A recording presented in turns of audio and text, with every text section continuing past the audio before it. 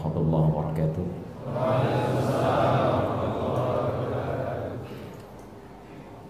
Alhamdulillahi wa kafa. Wassalatu wassalamu ala rasulillahil mustafa wa ala alihi wa sahbihi wa man wafa. Amma ba'd. Fa ya ibadallah, usi nafsi wa iyyakum bi taqwallahi faqad faza al-muttaqun. Fala tamutunna illa wa antum muslimun. Faqala ta'ala: Ya ayyuhalladzina amanu taqullaha haqqa tuqatih wa la tamutunna illa wa antum muslimun. Wa qala ya ayyuhan nasu ittaqu rabbakum alladzi khalaqakum min nafsin wahidah wa khalaqa minha zawjaha wa batha minhuma rijalan katsiran wa nisaa'a wattaqullaha alladzi tasaaluna bihi wal arham innallaha kana 'alaikum raqiban. Saudara-saudariku, ikhwas sekalian, terkhusus para masyayikh, asatidzah, para ulama, Abangda Abdullah Saleh Al-Hadrami dan para asatidzah yang lain, kami bermohon kepada Allah Subhanahu wa taala, semoga Allah Subhanahu wa taala senantiasa memberikan kesehatan, keberkahan dan juga rahmat dalam setiap ilmu yang disampaikan. Alhamdulillah, syukur pada Allah Subhanahu wa taala, kesempatan siang ini kita masih diberikan kesempatan oleh Allah untuk bisa bersemangat mencari dan mempelajari sebagian dari ilmu-ilmu yang Allah titipkan kepada kita untuk menyempurnakan ibadah kita. Dari sekian hamba Allah yang diberikan nikmat beraktivitas, Masya Allah, ternyata antum yang terpilih untuk diringankan langkahnya, dilembutkan hatinya, berada di rumah Allah ini. Tadi saya di perjalanan sampai dengan ke alun-alun Malang, melihat Masya Allah, ada orang yang mau beribadahnya salah saja, dalam kosakata Al-Quran mau musyrik saja begitu semangat. Masa antum yang sudah punya iman untuk mendekat pada kebaikan begitu sulit untuk melakukannya? Zaman Nabi SAW sampai dengan para sahabat, sampai dengan ke masa tabi'in, Masya Allah, begitu mendengar ada satu hadis, ada satu ayat yang belum didapatkan, maka mereka berusaha untuk mengejar itu sebelum mereka wafat atau pemilik hadisnya wafat meninggalkan mereka. Sampai saya ulang-ulang sampai tadi subuh saya sampaikan di Citraland bahwa disebutkan dalam hadis riwayat Ibnu Majah nomor hadis 233, ketika sebagian sahabat mengetahui ada satu hadis yang tidak dimiliki kecuali hanya oleh sahabat Abu Darda saja radhiyallahu taala anhu, maka di antara mereka ada yang langsung menyiapkan diri untuk mengambil hadis itu dengan menempuh perjalanan yang cukup jauh, tinggal di Al-Madinah Al-Munawwarah, sedangkan sahabat Abu Darda sudah menetap di Damaskus, Dimashq, Syria. Itu jalan kaki, Pak. Ikhwan sekalian, jalan kaki itu ditempuh perjalanan. Jadi kalau antum menggunakan bis saja bisa sehari 2 malam itu. Ini jalan kaki hanya untuk mendapatkan satu hadis tadi. Ketika sampai di tujuan ditanyakan, "Indaka haja? Apa yang bisa saya bantu untuk Anda? Ada keperluan apa?" Masya Allah, jawabannya ringkas sekali. "Uridul hadis." Saya hanya ingin hadis. Saya dengar Anda punya hadis yang dimiliki didengar dari Rasulullah SAW yang tidak ada yang lain mengetahui sekarang kecuali Anda. Ditanya lagi memastikan, "Indaka haja ukhra?" Apa Anda tidak memiliki keperluan yang lain? Apa jawabannya? "La, faqatul hadis." Tidak, hanya hadis saja. Maka Masya Allah, dibayar tuntas perjalanannya oleh Allah Subhanahu wa taala melalui hadis yang disampaikan tadi lewat lisan Rasulullah SAW. Perhatikan kalimatnya. Qala Rasulullah SAW. Rasulullah SAW kemudian bersabda, "Man salaka tariqa yaltamisu fihi ilma, sahhalallahu lahu tariqan ilal jannah." Masya Allah. Man salaka tariqa, siapapun yang menyiapkan dirinya, kemudian dia menempuh satu perjalanan. Man di sini kalau antum buka dalam rumus-rumus atau referensi kajian berbahasa Arab, itu disebutkan dengan ismun mausul yadullu 'alal 'ammi, huruf sambung yang menunjuk pada subjek yang maknanya luas tanpa batas, umum, baik laki-laki, perempuan, dewasa, tua, muda, besar, kecil. Kata Nabi, siapapun dia, yang dia berusaha menyiapkan dirinya, lantas dia menempuh jalan yaltamisu fihi ilma, untuk berusaha belajar sebagian dari tuntunan agamanya sekalipun cuma sedikit, sahhalallahu lahu tariqan ilal jannah. Masya Allah, dengan segala perjuangannya itu akan dibalas oleh Allah Subhanahu wa ta'ala kelak dengan diringankan langkahnya meniti surga. Maka di antara sekian hamba-hamba Allah yang tengah beraktivitas saat ini, Masya Allah, antum yang diberikan taufik oleh Allah Subhanahu wa ta'ala, diberikan kemudahan oleh Allah, diberikan nilai semangat yang tidak semua orang bisa mendapatinya, lantas berada di rumah Allah ini. Kalau bukan Allah yang menggerakkan, siapa? Mustahil. Saya tidak pernah undang antum ada di sini, tapi antum bisa hadir dan datang untuk belajar. Kalau bukan Allah yang menggerakkan, itu tidak mudah. Dan saya bermohon pada Allah Subhanahu wa ta'ala, semoga siapapun yang berada di Masjid An-Nur ini, yang belajar, yang beribadah, setidaknya mendapatkan tadi apa yang dijanjikan. Semoga Allah mudahkan langkah antum kelak, kita semua meniti surganya Allah Subhanahu wa ta'ala. Dan tentunya tidak cukup dengan amin, karena mesti belajar dulu ya. Yang tadi kan ngambil hadis dulu, baru kemudian Allah berikan kemudahan. Maka kita pun harus coba untuk pelajari dulu, untuk bisa kita maksimalkan, lantas kita amalkan dalam kehidupan kita. Sering-sering antum bandingkan dengan orang-orang dulu ya. Orang dulu itu sahabat, dekat dengan Nabi, orangnya saleh, meniti ke surganya dekat. Masya Allah, dengar ada satu hadis disampaikan, dikejar jauh-jauh hanya untuk mendapatkan kemuliaannya. Walaupun persediaan terbatas, fasilitas sederhana, perangkatnya cuma kaki, keadaannya juga terbatas, tapi masih mau semangat untuk belajar. Kita sahabat bukan, tetangga Nabi juga bukan, kerabat Nabi juga bukan. Jaraknya cukup jauh, ke surganya tidak lebih dekat dibandingkan dengan sahabat. Masya Allah, kurang apa lagi antum? Ya, ada kajian tempatnya bagus, masjidnya luar biasa, direkam pula, ada yang live, ustaznya datang sendiri, nerangkan sendiri, dan insya Allah nulis sendiri, ngapus juga sendiri. Masya Allah. Dengan semua itu antum masih mau belum belajar juga? Sampaikan pada kami dengan cara apa lagi mesti kita fasilitasi. Baik, materi hari ini insya Allah kami dimintakan oleh teman-teman untuk membahas tentang satu tema, zaman fitnah tetap istiqamah. Masya Allah. Saya mohon izin untuk membiasakan dulu dalam setiap bahasan-bahasan yang akan kita kaji, akan lebih baik jika semua pembahasan itu kita bisa uraikan dulu ketentuan dalilnya dalam Al-Quran dan sunnah-sunnah Nabi SAW, sehingga dengan itu pertama bisa mantap kajian yang kita bahas, kedua bisa menghadirkan keyakinan dalam mengamalkan, ketiga bisa dipastikan benar dalam tuntunan syariat, dan yang keempat, jika nanti ada yang mempersoalkan, kita bisa memberikan jawaban-jawaban yang terang dan jelas, yang dengan itu insya Allah mudah untuk dipahami. Sepakat sampai sini? Sepakat sampai sini? Alhamdulillah, ya Nabi sepakat, sahabat sepakat, tabi'in sepakat, ulama sepakat. Antum Nabi bukan, sahabat bukan, tabi'in bukan, ulama bukan, nggak sepakat. Antum kurang sehat mungkin.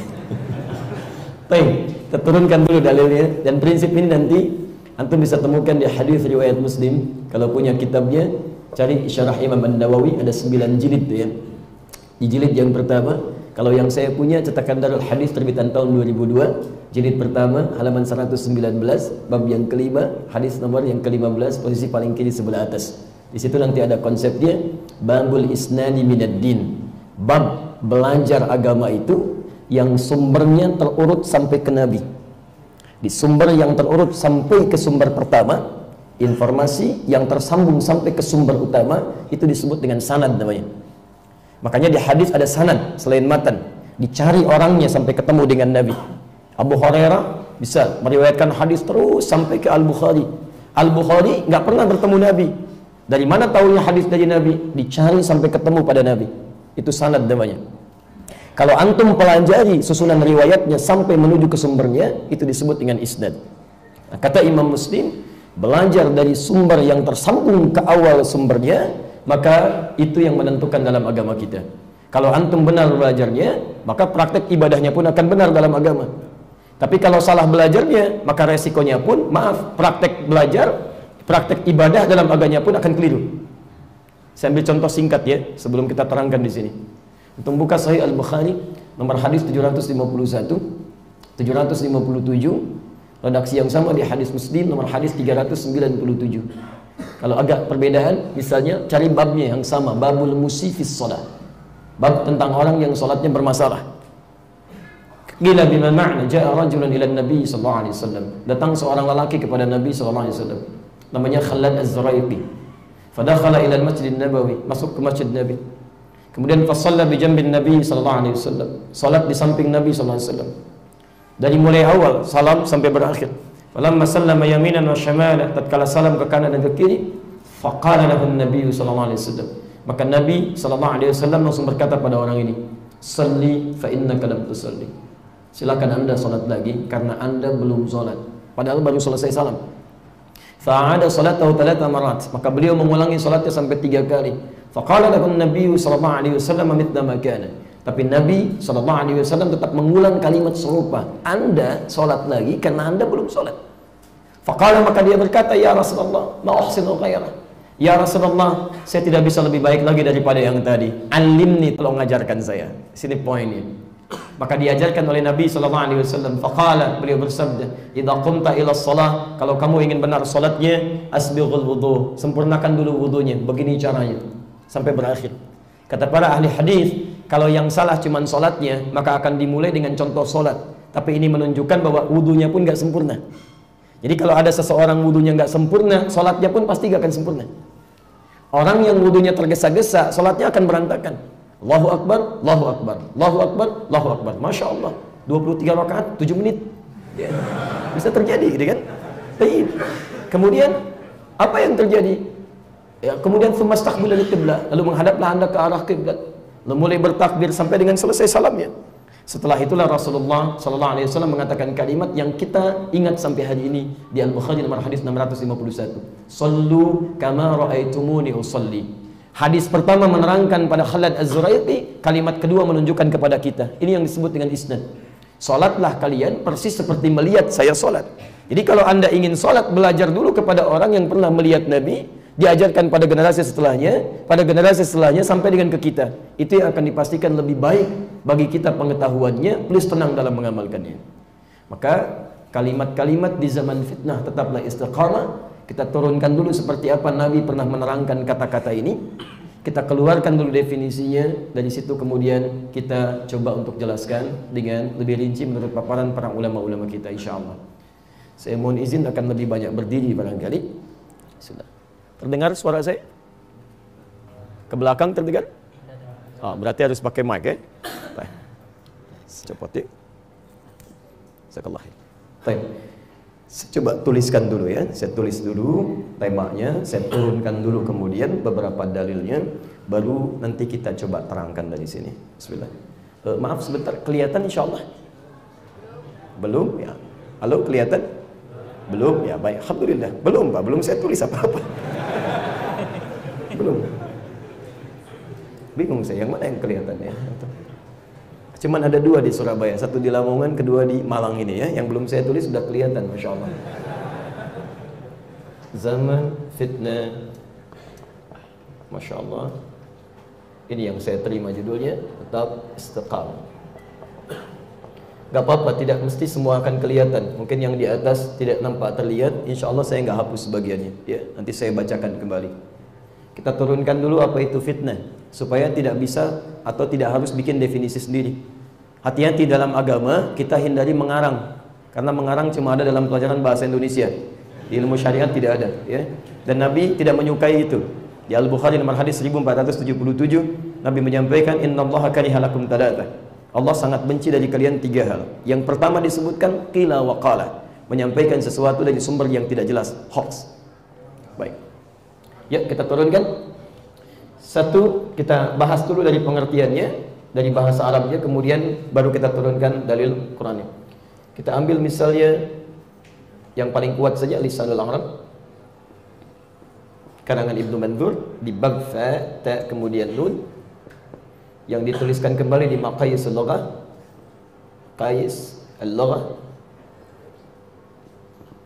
Ini antum bisa lihat di bab yang keempat, halaman 472.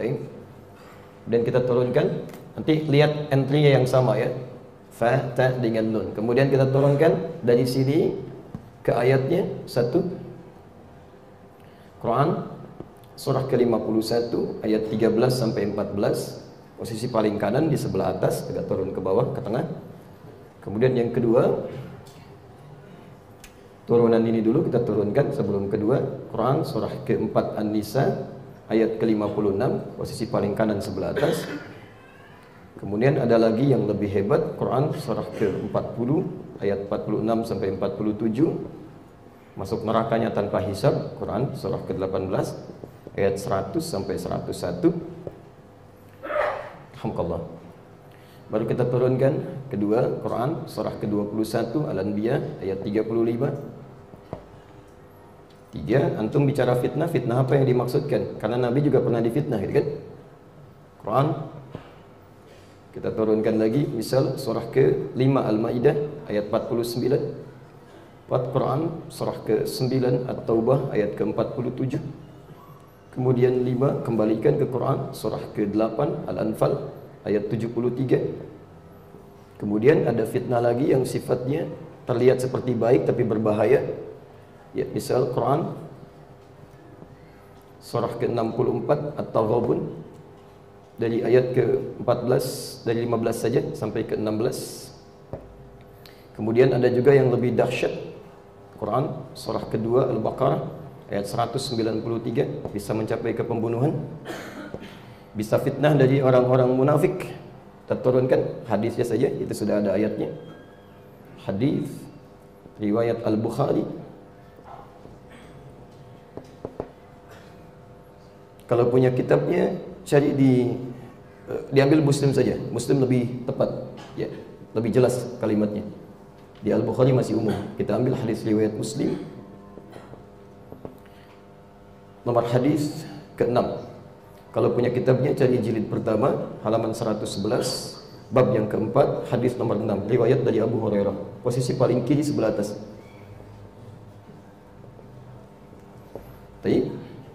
Kemudian turunannya bagaimana cara menyikapi ini ada di Quran surah keempat An-Nisa ayat 140, posisi paling kiri sebelah bawah. Sifat-sifat mereka ini kadang-kadang tidak mudah ya untuk bisa diatasi. Ada di Quran, contohnya surah kedua Al-Baqarah ayat 204 sampai dengan 207, posisi paling kiri dari atas sampai dengan ke tengah, turun ke bawah. Kemudian mereka juga disebut oleh Quran sebagai setan yang harus diwaspadai. Quran surah kedua ayat ke-14, posisi paling kanan sebelah bawah. Kemudian kita diminta solusinya oleh Quran untuk bisa istiqamah. Ya. Quran surah ke-30.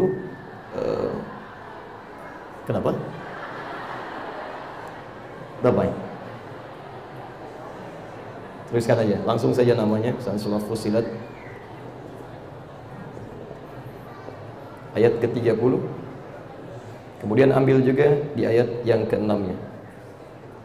Alhamdulillah. Hadisnya terakhir, hadis riwayat Muslim, nomor hadis 38.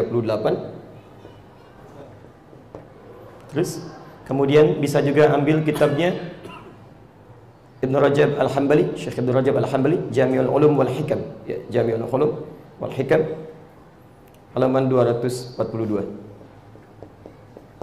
Selesai. Nah, ini materi kita.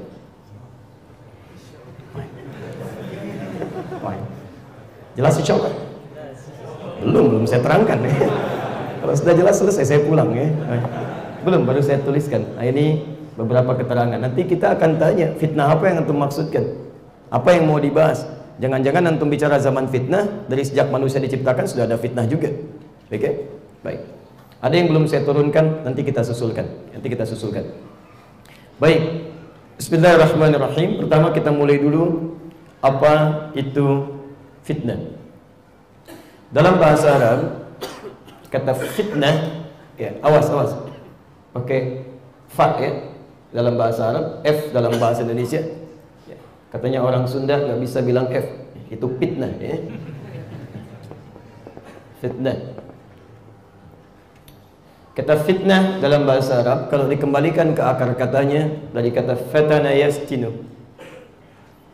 Baik, asalnya tidak disebutkan dalam qawamis al-arabiyyah, kamus-kamus bahasa Arab atau ma'ajim al-arabiyyah, kecuali bermakna al-ibtila wal imtihan.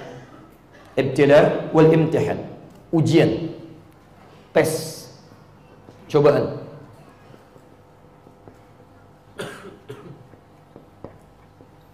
Al-ibtila atau al-bala wal imtihan. Sebetulnya asalnya orang-orang Arab menggunakan kata fitnah ini bukan pada ujian kehidupan pada asalnya.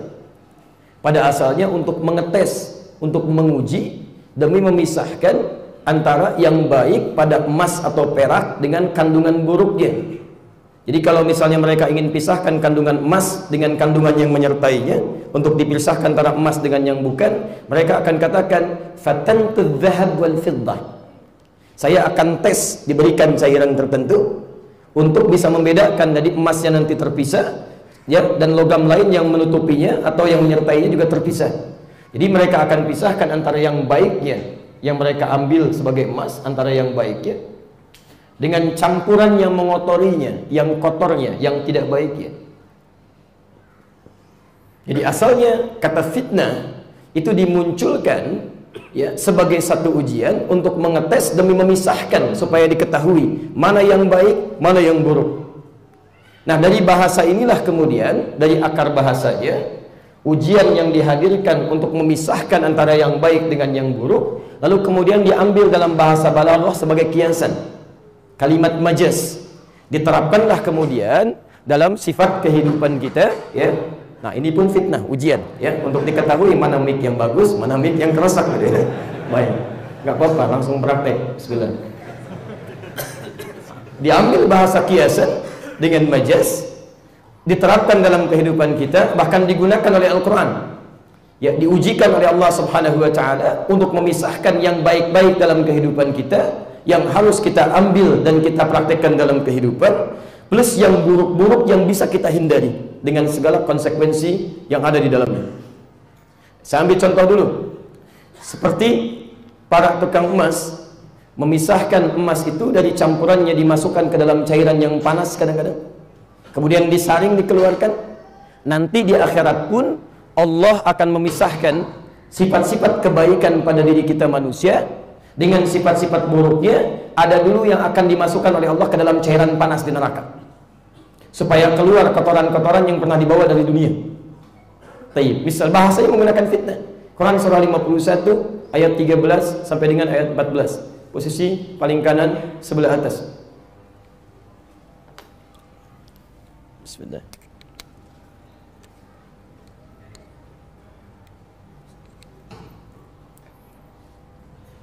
Yawmahum 'alan nari yuftanun dhuqu fitnatakum hadzal ladzi kuntum bihi tasta'jilun.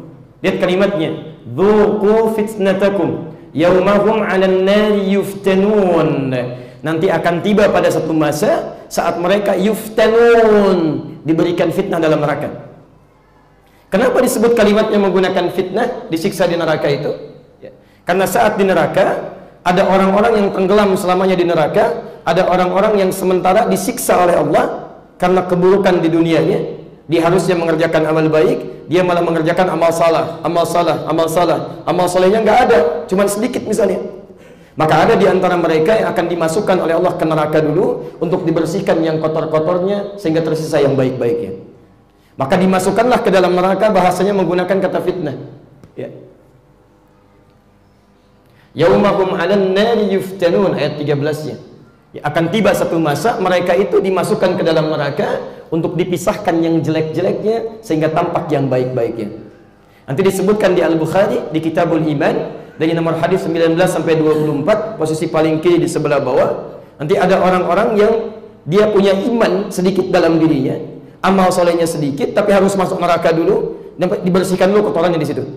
Ya, sampai gosong, sampai habis, kemudian baru sesuai dengan kadarnya diangkat dia, dimasukkan ke dalam surga. Tayyib, ini yang disebut dengan yaumahum 'alan nari yuftanun, dipisahkan yang jelek-jeleknya supaya didapatkan yang baik-baiknya. Maaf, mohon izin sebentar. Antum pernah tahu bagaimana siksa yang paling ringan di neraka? Jangan dikira gampang ya. Oh, berarti kalau saya punya iman nggak apa-apa ke neraka sebentar, kita masuk surga, gitu kan? Ada yang begitu, ada kalangan Yahudi mengatakan, saya kan kekasih Allah, dekat dengan Allah. Kalaupun dihukum di neraka paling sebentar, besok-besok masuk surga. Ada di Quran surah kedua Al-Baqarah ayat 80, posisi paling kiri sebelah atas. Wa qalu lan tamassana an-nar illa ayyaman ma'dudah. Mereka berkata, kami enggak akan dihukum di neraka paling beberapa hari aja. Tapi kalimatnya menggunakan mufrad, sifatnya nakirah, ma'dudah, bukan panjang. Ini menunjukkan bahwa mereka nggak bisa prediksi berapa hari, ya paling berapa hari. Tapi bahkan ada yang mereka menghitung, paling 1, 2, paling banyak 3 hari. Kalimatnya dijamakkan menggunakan alif, ma'dudat, di Ali Imran ayat 24, posisi paling kanan sebelah atas. Dzalika bi annahum qalu lan tamassana an-nar illa ayyaman ma'dudat. Kata mereka, paling masuk neraka sehari, 2 hari, 3 hari. Setelah itu masuk surga lagi. Maka diturunkanlah keterangan oleh Allah, kalau mau silakan. Sehari di akhirat nanti itu sama dengan 1000 tahun di dunia. Quran surah ke-32 ayat ke-5. Fi yaumin kana miqdaruhu alf sanatin mimma ta'udun. Masya Allah. Seharinya 1000 tahun. 1 detiknya 48 hari. Siksa paling ringannya ada di Quran surah ke-4 An-Nisa ayat 56, posisi paling kanan sebelah atas. Lihat kalimatnya. Innal ladzina kafaru bi ayatina. Sungguh orang-orang yang ingkar terhadap ayat-ayat kami. Kalau disebutkan kafar, ingat betul ini ya.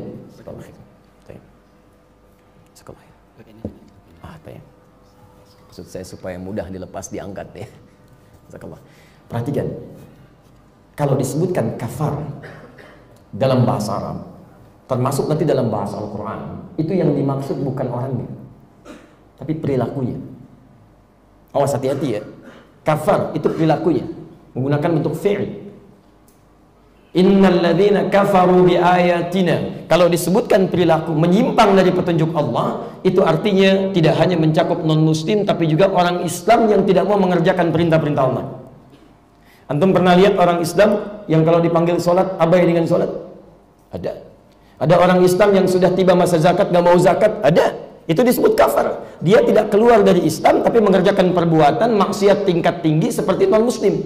Kalau ada orang kaya non-muslim gak mau zakat, dia gak beriman. Tapi kalau ada orang Islam sudah wajib kemudian dia menunaikan zakat, gak mau mengerjakan, seakan-akan kalimatnya ada nilai tegas di sini. Kamu kok seperti non-muslim aja gak mau zakat? Kafar.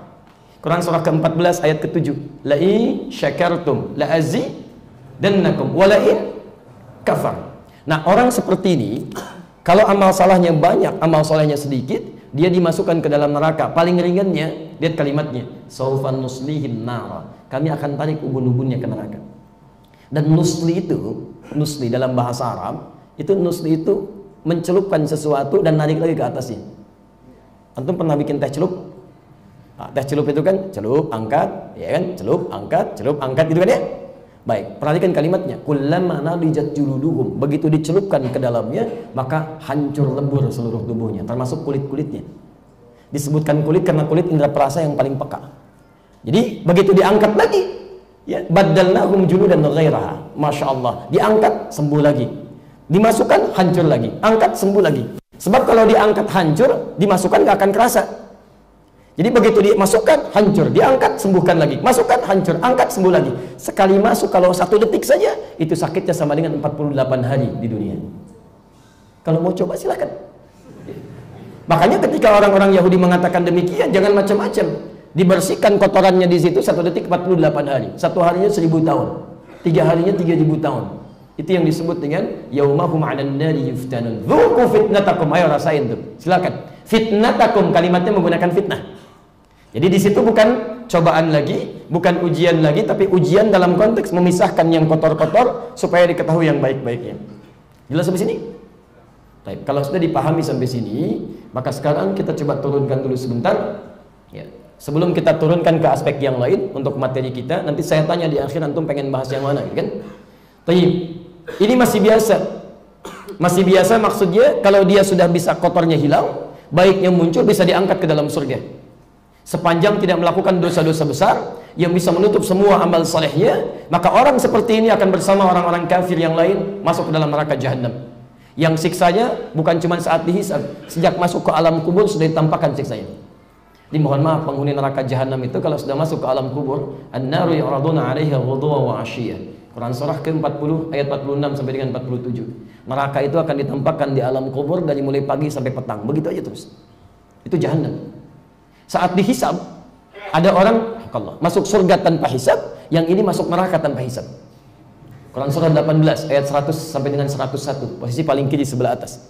Jadi saat hisab itu nanti kitab diberikan, insya Allah kita akan lihat nanti Allah Ta'ala Adam. Ada yang menerima dengan tangan kanannya, ada yang menerima dengan kirinya, ada yang di belakang punggungnya. Tiba-tiba ada sebagian golongan ribut, kita nanti di mana ya? Kanan, kiri, atau di mana kita? Turun ayat, wa aradna jahannama yawma idzil kafirina arda. Pada saat itu kami akan tampilkan langsung neraka jahannam pada orang-orang seperti ini. Kami katakan pada mereka, ini ya tempat kamu di sini, gak usah pada diskusi, nanti langsung aja ke sini. Neraka jahannam. Hati-hati. Nah, itu kalau sudah masuk ke situ nggak bisa keluar, selamanya ada di situ. Jadi ini makna fitnah yang pertama, untuk memisahkan antara yang baik-baik dengan yang buruk, sehingga bisa diketahui, diambil yang baik, ditinggalkan yang buruk. Nah, teman-teman sekalian, mohon maaf, ternyata kehidupan kita itu sejak mulai dilahirkan, itu sudah teriring kehidupan kita dengan fitnah yang akan dibawa dalam hidup. Jadi tidak ada manusia yang terlahirkan tanpa melalui fitnah. Di semua yang terlahir ke muka bumi ini, dari kalangan manusia, dari mulai Adam alaihissalam sampai seluruh keturunannya, ketika dilahirkan maka bersanding dengan proses kelahirannya apa yang disebut dengan fitnah. Quran surah ke-29 ayat yang kedua ya, posisi sebelah kanan agak sedikit ke atas. Lihat kalimatnya. Setelah Allah sampaikan alif lam mim, ahasiban nas an yutraku yaqulu amanna wa hum la yuftanun.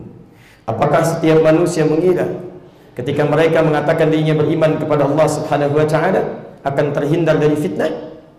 Baik. Pelan-pelan saya hapus dulu. Jadi ketika seseorang disebutkan oleh Allah Subhanahu wa taala kemudian tercipta sebagai seorang manusia, terlahir dia ke dunia, kita akan lihat dulu fase pertama ketika dia mulai beriman kepada Allah Subhanahu wa taala. Bukankah setiap yang dilahirkan sudah beriman pada Allah Subhanahu wa taala? Bahkan sejak dalam kandungannya. Quran surah ke-7 ayat 172, wa idh akhadha rabbuka min bani adama min dhuhurihim ya wa ashhadahum min dhuhurihim dzurriyyatahum wa ashhadahum ala anfusihim alastu bi rabbikum qalu bala syahidna. Setiap anak cucu Adam dalam kandungan perut ibundanya, siapapun yang mengandungnya dalam usia 4 bulan, terjadi dialog dengan Allah Subhanahu wa taala Rabbnya. Apakah kamu mengakui saya sebagai Rabbmu? Qalu bala syahidna. Ya Rabb, kami mengakui, syahidna, kami bersyahadat. Jadi setiap orang yang dikandung di rahim perut ibundanya, dalam kandungan ibundanya usia 4 bulan, disebutkan di tafsir di hadis riwayat Abdullah bin Mas'ud di Al-Arba'in nomor hadis yang keempat, posisi paling kiri sebelah atas, setiap kandungan 4 bulan roh ditiupkan. Di situ terjadi dialog dengan Allah Subhanahu wa taala dan ditetapkan nanti 4 hal dalam hidupnya. Ajalihi wa rizqihi wa amalihi as'idun huwa am syaqiyyun. Ini poinnya. Jadi ketika dilahirkan kata Nabi, kullu mauludin yuladu 'alal fitrah. Fitrah. Pelan-pelan. Apa makna fitrah ini? Tidak ada tafsiran lain kecuali di Quran surah 30 ayat ke-30 itu. Lihat kalimatnya. Fitrah di situ diartikan dengan ad-din. Aqim wajhaka lid-dini hanifa. Fitrah, fitratallahi allati fataran nasa 'alaiha. Di fitrah pertama ketika disebutkan dalam Al-Qur'an itu ad-din. Apa yang dimaksud dengan ad-din? Halo? Apa yang dimaksud dengan ad-din? Enggak usah ngarang ya. Mumpung masih di awal-awal. Kalau belum tahu cukup katakan wallahu a'lam ya. Malaikat ditanya wallahu a'lam, sahabat ditanya wallahu a'lam. Antum malaikat bukan, sahabat bukan. Masya Allah. Ditanya semua tahu, agak repot itu ya. Baik, apa artinya ad-din? Oh, Masya Allah, sudah usia begini belum tahu ad-din. Masya Allah. Antum siapa sebetulnya? Baik. Ad-din itu tafsirnya ada di Quran surah ketiga Ali Imran ayat 19, posisi paling kiri sebelah atas. Innad dina 'indallahil Islam. Islam. Yuk kita urutkan sampai ketemu kalimat iman sampai ke manusia. Kita urutkan dulu. Lihat, ad-din itu Islam. Fitrah disebut ad-din. Orang lahir ada dalam fitrahnya. Fitrahnya ad-din. Din itu Islam. Apa turunan Islam yang pertama? Hadis riwayat Muslim nomor hadis yang ke-8, babul muqaddimah, posisi paling kiri sebelah atas. Di Al-Arba'in nomor hadis yang kedua, hadis riwayat Umar bin Khattab radhiyallahu taala anhu. Ketika malaikat Jibril turun menanyakan kepada Rasulullah SAW, mal Islam? Jawaban pertamanya, antashhada an la ilaha illallah wa anna Muhammadar Rasulullah. Syahadat itu iman. Jadi ketika seseorang sudah dilahirkan, terlahir di perut ibundanya, kemudian dia muncul ke permukaan, Masya Allah, sudah melekat pada dirinya ujian, fitnah. Ini imma pada dirinya langsung, atau pada keluarga yang melekat di dalamnya. Makanya hati-hati, nanti antum akan temukan ayat di At-Taghabun, Quran surah 64 ayat ke-15 sampai dengan 16. Hati-hati. Innama amwalukum wa auladukum fitnah. Begitu lahir, kita sudah mendapatkan bala atau imtihan atau ujian yang menghadirkan sifat-sifat baik atau sifat-sifat buruk dalam diri kita. Di bersamaan antum lahir, sudah ada dalam diri kita ujian, ada nilai kebaikan, dorongan berbuat baik plus dorongan berbuat buruk. Dorongan berbuat baik itu yang disebut dengan nilai-nilai takwa. Saya turunkan dulu ya. Ini sifat-sifat takwa. Dorongan berbuat buruk itu yang disebut dengan fujur. Sumbernya dari nafsu. Quran surah ke-12 ayat 53, posisi paling kiri sebelah atas. Wa ma ubarri'u nafsi. Nabi Yusuf saja mengatakan, saya nggak bisa menyucikan diri saya karena ada nafsu. Innan nafsa la'ammaratun bisu. Sedangkan nafsu itu selalu mendorong kepada keburukan. Ada fujur di situ. Sumbernya dari nafsu. Lihat, makanya antum sampai dengan hari ini, sampai sekarang dari mulai lahir, itu begitu dihadapkan pada apapun selalu akan ada dua dorongan. Imam mengajak kepada kebaikan, imam mengajak kepada keburukan. Gak percaya silahkan. Kalau adzan berkumandang, itu pasti dalam hati kita akan ada getaran. Allahu Akbar, Allahu Akbar. Cepat, sudah adzan, siap-siap sholat. Pernah begitu? Itu jiwa takwa. Begitu adzan selesai, tenang, baru adzan, belum komat. Sholat nomor 2, nomor 1 makan dulu, gitu kan? Masya Allah. Nah, itu fujur nafsu. Keduanya ada. Quran surah ke-91 ayat 7 sampai 10. Wa nafsi wa ma sawaha fa'alhamaha fujuraha wa taqwaha. Wa nafsi wa ma sawaha, dan demi nafas yang telah sempurna diciptakan. Nafas itu kalau ruh sudah masuk ke dalam fisik. Di ruh itu unsurnya dari Allah langsung ya. Quran surah ke-17 ayat 85, posisi paling kiri sebelah bawah. Wa yas'alunaka 'anir ruh qulir ruhu min amri rabbi, langsung dari Allah. Sedangkan fisik ini itu ada ikhtiar manusia. Ya, saat dikandung dia makan makanan, makan minuman, ada karbohidrat, ada protein, membentuk fisik. Dari sumber dari Allah, roh masuk ke dalam fisik. Kalau sudah menyatu dengan fisik, namanya dirubah jadi nafas. Bukan roh lagi, jadi nafas. Diserap ke dalam bahasa Indonesia menjadi nafas. Kalau rohnya sudah masuk, dia bisa bernafas. Nah, yang paling menarik, kalau roh ini sudah masuk ke dalam diri dan sudah menjadi nafas, maka ini mulai ditetapkan. Wa nafsi wa ma sawaha fa'alhamaha fujuraha wa taqwaha. Ini disebutkan 115 kali dalam Al-Quran. Nafsu disebutkan 115 kali dalam Al-Quran. Ini dibantu didorong oleh malaikat, ini dibantu didorong oleh setan.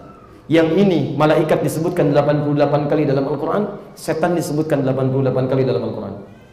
70 kali dalam bentuk tunggal, 18 kali dalam bentuk jamaknya. Jadi saya ingin terangkan dari awal dulu bahwa setiap kita yang terlahir itu sudah mendapatkan ujian fitnah. Ada keadaan yang baik, ada keadaan yang dorongan yang buruk pada diri kita. Antum pun silahkan keluar dari masjid, antum lihat sendal macam-macam tuh. Ada sendal bagus, ada sendal jelek. Begitu lihat sendal bagus, dorongan yang buruk akan bilang, itu bagus tuh, bagus. Tapi yang baik mengatakan, itu bukan punya kamu. Jadi kalau yang baiknya menang, ini yang akan tertekan untuk dipisahkan. Naik amal solehnya muncul, di situ antum mendapatkan bilangan-bilangan pahala. Tapi kalau yang ini yang dominan, itu yang celaka. Begitu keluar, mana sendal saya ya? Tadi taruh sini. Masya Allah dicari. Oh ini dia sendal paling bagus, dia pakai. Padahal dia masuk ke masjid, gak pakai sandal. Itu yang bahaya. Ya. Saya tutup dulu ya, pelan-pelan.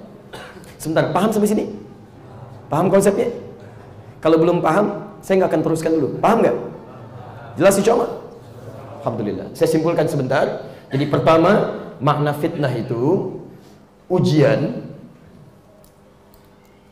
yang menghadirkan sifat baik dan buruk. Ini melekat pada kita ya. Ujian yang menghadirkan sifat baik dan buruk.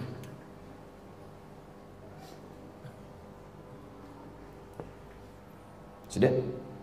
yang menghadirkan sifat baik dan buruk, agar manusia bisa belajar dari kebaikan itu untuk meningkatkan amal solehnya, belajar dari kebaikan itu untuk meningkatkan amal solehnya, dan menghindari keburukan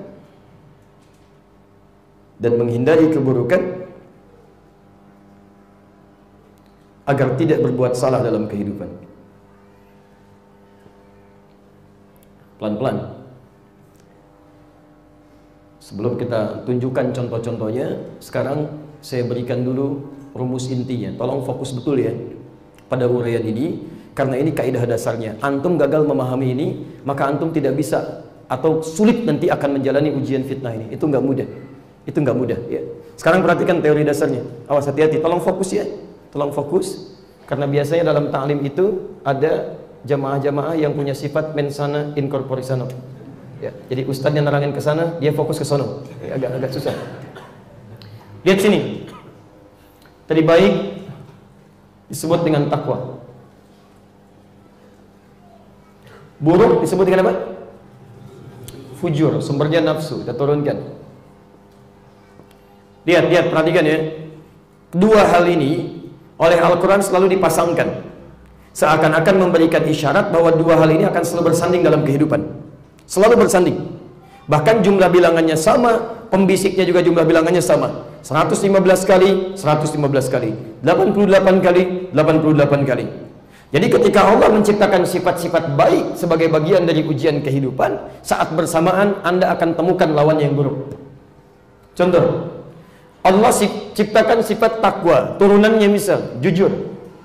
Saat Allah menciptakan sifat jujur, maka Anda akan menemukan lawannya langsung, dusta. Saat Allah ciptakan sabar misalnya, maka Anda pun akan temukan lawan yang lain, marah.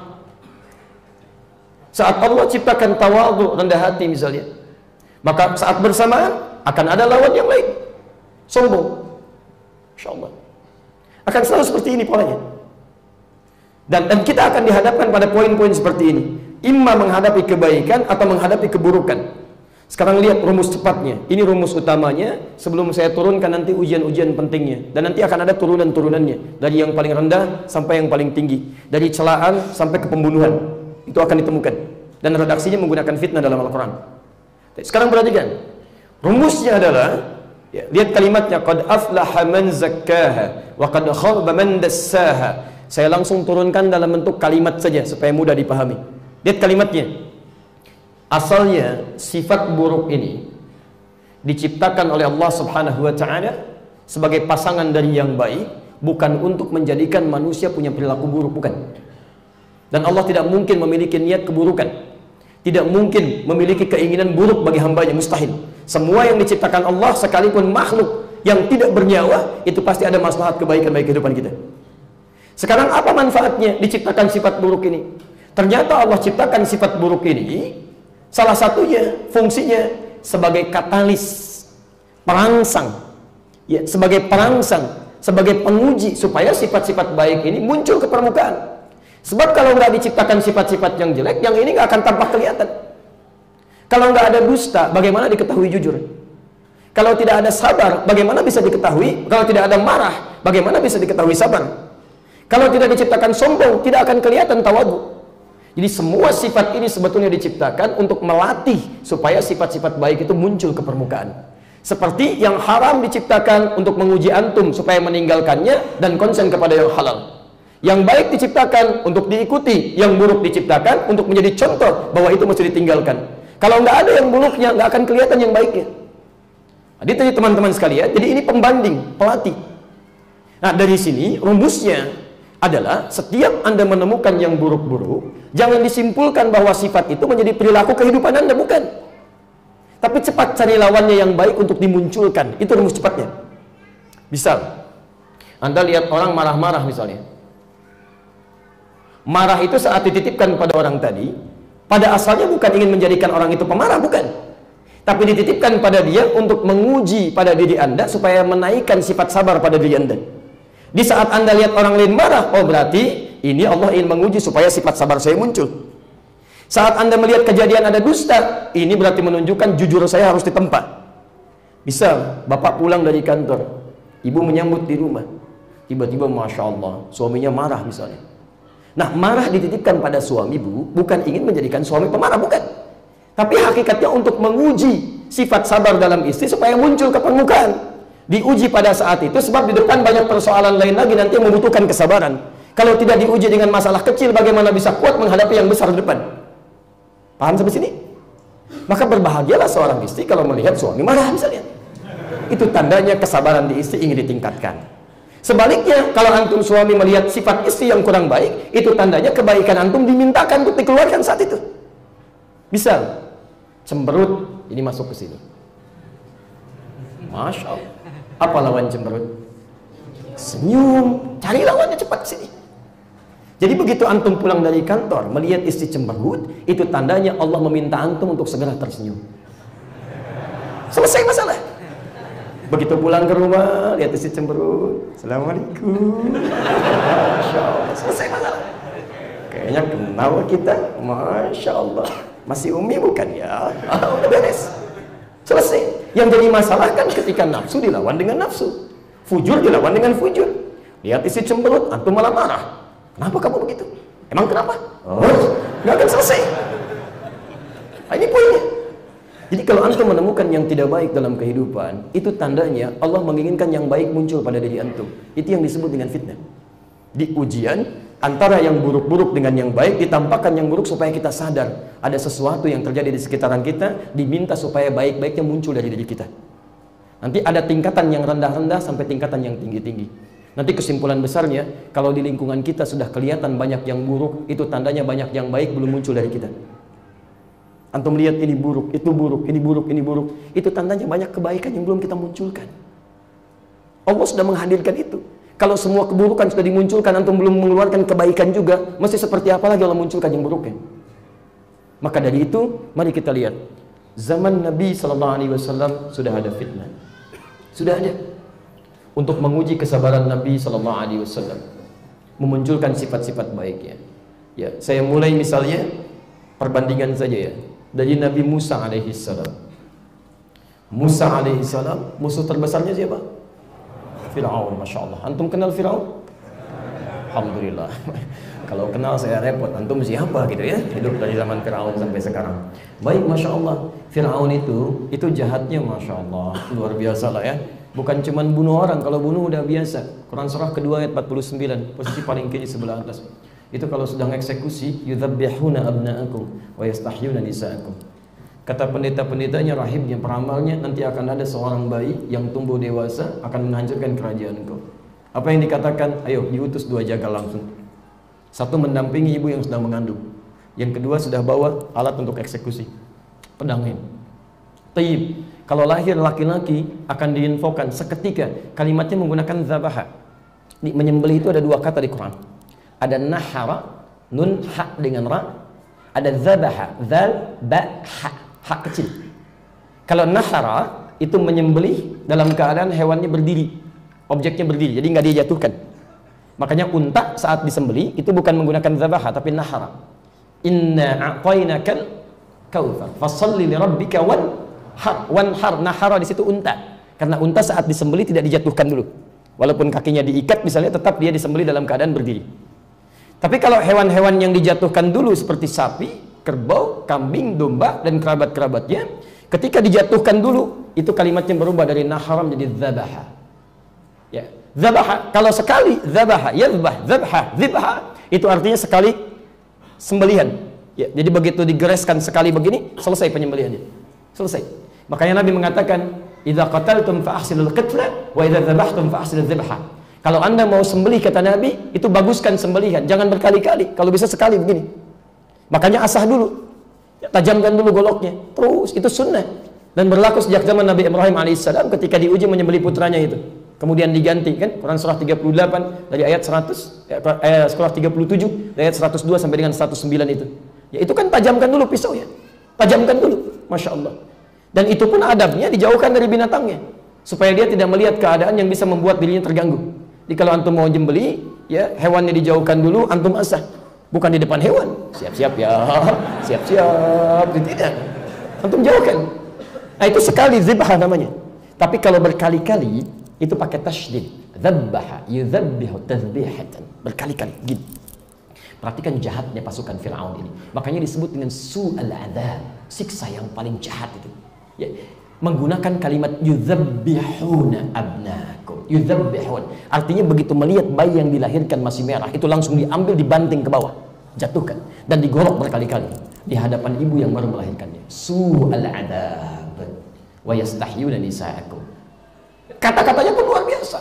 Lontar sini, lontar sana, sarkas, celak sini, celak sana. Masya Allah. Apa yang terjadi? Ini kalau Firaun melihat begini, misal saya ilustrasi ya, itu rambut sudah nggak bagus tuh. Bukan nyuruh-nyukur, tolong pisahkan kepala dari badannya. Pisahkan. Kalimatnya begitu. Makanya Nabi Musa alaihissalam, ini kalimat yang indah. Nabi Musa alaihissalam ketika datang untuk berdakwah kepada Firaun, beliau memohon dulu kepada Allah Subhanahu wa taala. Perhatikan, diciptakan sifat kasar di Firaun supaya muncul kebaikan-kebaikan dari Musa. Baik, apa yang terjadi? Ini yang paling indah. Ketika disebut togha, menyimpang, sarkas, kata-kata kotor, senang mencela, luar biasa kasarnya. Masya Allah, ayat ke-44-nya. Kasar diciptakan supaya lembut muncul. Lihat kalimat Qur'annya, indah sekali.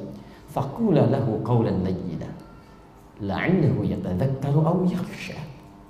Maka katakan, dakwahi dia dengan penuh kelembutan. Mungkin dengan kelembutan itu akan sadar dia salah dengan kasar selama ini dan mulai ingat kepada Allah setelah merasa takut dengan Allah Subhanahu wa taala.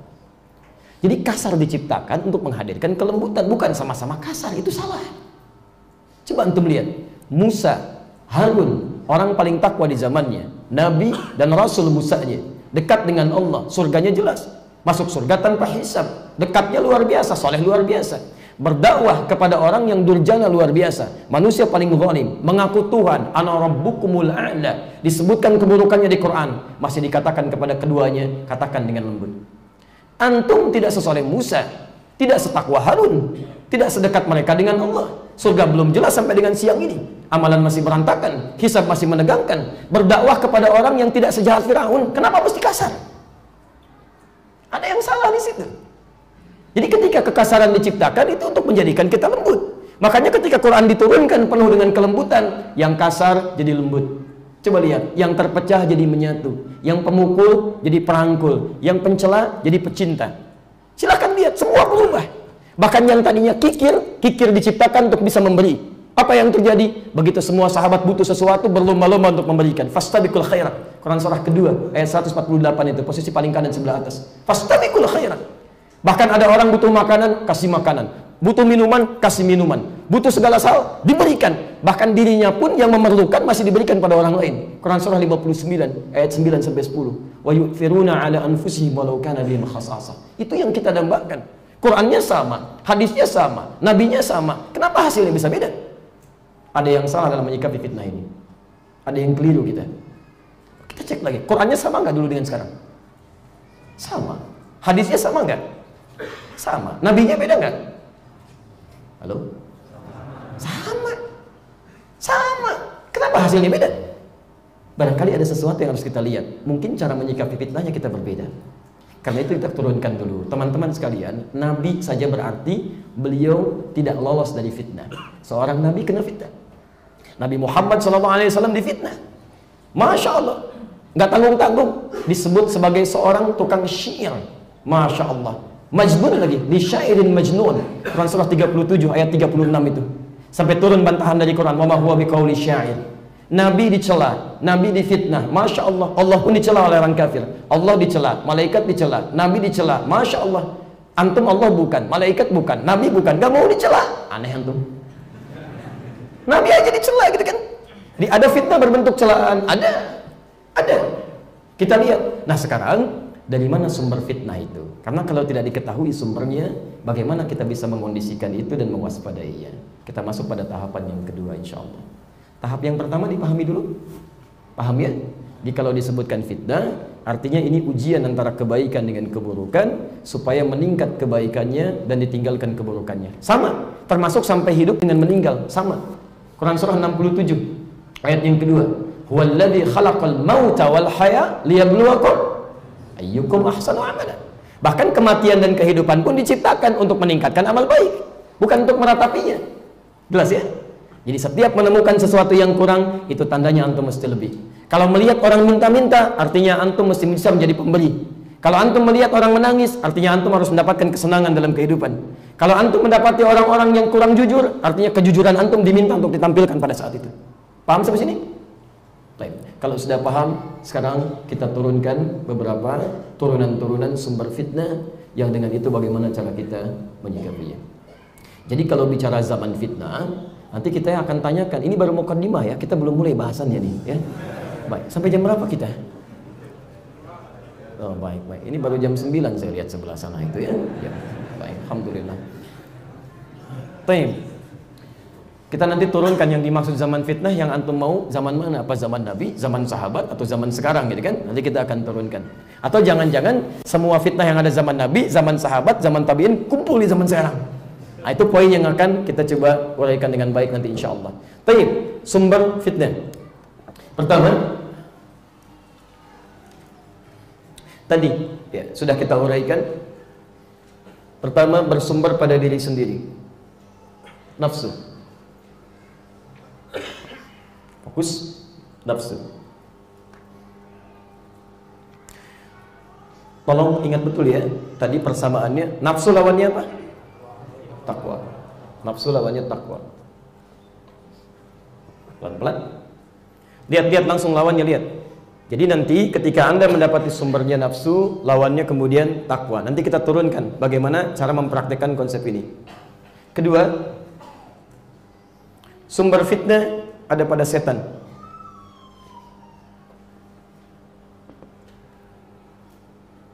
Pelan-pelan. Sumber fitnah ada pada setan dan dibagi dua. Setan dari kalangan jin yang nggak tampak, setan dari kalangan manusia yang tampak. Dalilnya Quran yang ini surah ke-12, surah ke-6 Al-An'am ayat 112, posisi paling kiri sebelah atas. Syayatin al-insi wal jin yuhi ba'duhum ila ba'din zukhrufal qawli ghurura. Dua. Yang ketiga kira-kira apa? Halo? Yang ketiga? Oh, nggak usah ngarang, nggak ada yang ketiga, cuma dua ini ya. Baik. Satu nafsu, kedua setan. Saya hapus dulu yang ini boleh? Ini sudah saya terangkan. Bismillah. Saya masih konsisten, tenang aja ya. Saya hapus sendiri, saya terangin sendiri, tenang aja. Bismillah. Ini nanti kita turunkan, yang ini belum. Nah, sekarang lihat, pertama sumber fitnah itu nafsu dengan turunan yang telah kita tadi bahas secara panjang lebar. Nah sekarang setelah mengetahui sumbernya, fitnah yang pertama bersumber dari nafsu, saya terangkan dulu teori asalnya begini. Kenapa manusia nanti memiliki salah satunya nafsu? Teman-teman sekalian, saat Allah Subhanahu wa taala menciptakan makhluk-makhluk utama, ada makhluk yang diciptakan oleh Allah dengan sifat takwa saja, yang baik saja. Ini malaikat namanya. Ini malaikat. Karena itu malaikat dalam praktek kehidupannya, aktivitasnya, karena semua sifat-sifatnya baik, maka tidak punya peluang untuk bermaksiat kepada Allah Subhanahu wa taala. Hingga ada malaikat yang menyimpang, menunaikan tugas dengan baik dan gak akan tertukar tugasnya. Itu ada di Quran surah ke-66 ayat yang ke-6, At-Tahrim. La ya'sunallaha ma amarahum wa yaf'aluna ma yu'marun. Tidak mungkin malaikat bermaksiat kepada Allah dan akan mengerjakan tugas sesuai dengan tupoksinya. Jadi kalau misalnya malaikat maut, Quran surah 32 ayat 11, tugasnya mencabut nyawa, qul yatawaffakum malakul mautil ladzi wukila bikum, itu sampai kiamat nyabutin nyawa aja begini, nggak akan pindah ya. Bisa dia melihat manusia menjengkelkan ya, nyabutin nyawanya nggak enak, saya kan, dia nggak akan tukar dengan yang lain. Jibril sini saya nggak enak lihat yang ini, ya bosan saya lihat nyawanya, kamu aja yang cabut, nggak bisa ya. Malaikat maut nyabutin nyawanya terus. Mikail ya terus saja menurunkan rahmat dengan izin Allah Subhanahu wa taala. Quran surah kedua ayat 98, posisi paling kanan sebelah atas di pertengahan. Terus saja Mikail menurunkan rahmat, malaikat maut mencabut nyawa. Jadi tidak mungkin bermaksiat, semuanya akan mengarah kebaikan karena bekalnya takwa. Karena itu antum jangan pernah memuji malaikat, nggak ada kerjaan. Hebatnya malaikat, emang hebat karena tidak punya potensi salah, selalu baik. Nah sekarang ini yang paling menarik. Ada lawan dari takwa tadi, nafsu. Ada makhluk yang hanya diciptakan oleh Allah dengan nafsu saja, nggak ada takwanya. Apa itu? Halo? Halo? Apa itu? Hewan.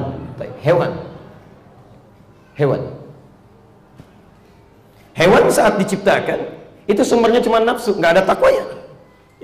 Makanya antum jangan kaget dan jangan heran kalau hewan seringkali instingnya mengarahkan kepada kesalahan. Itu selalu terjadi. Ya. Karena itu ketika hewan berbuat salah misalnya, antum jangan iseng mencela, nggak ada kerjaan.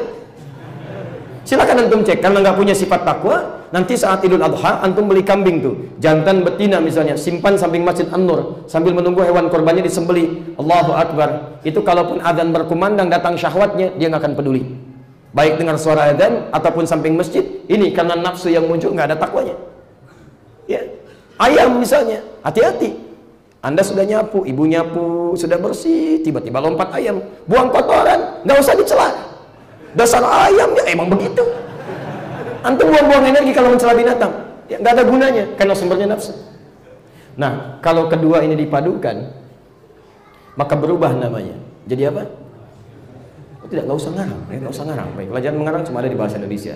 Lihat, berubah namanya menjadi bashar namanya. Bashar. Disebutkan 35 kali dalam Al-Quran dalam bentuk tunggalnya. Ya. Bashar.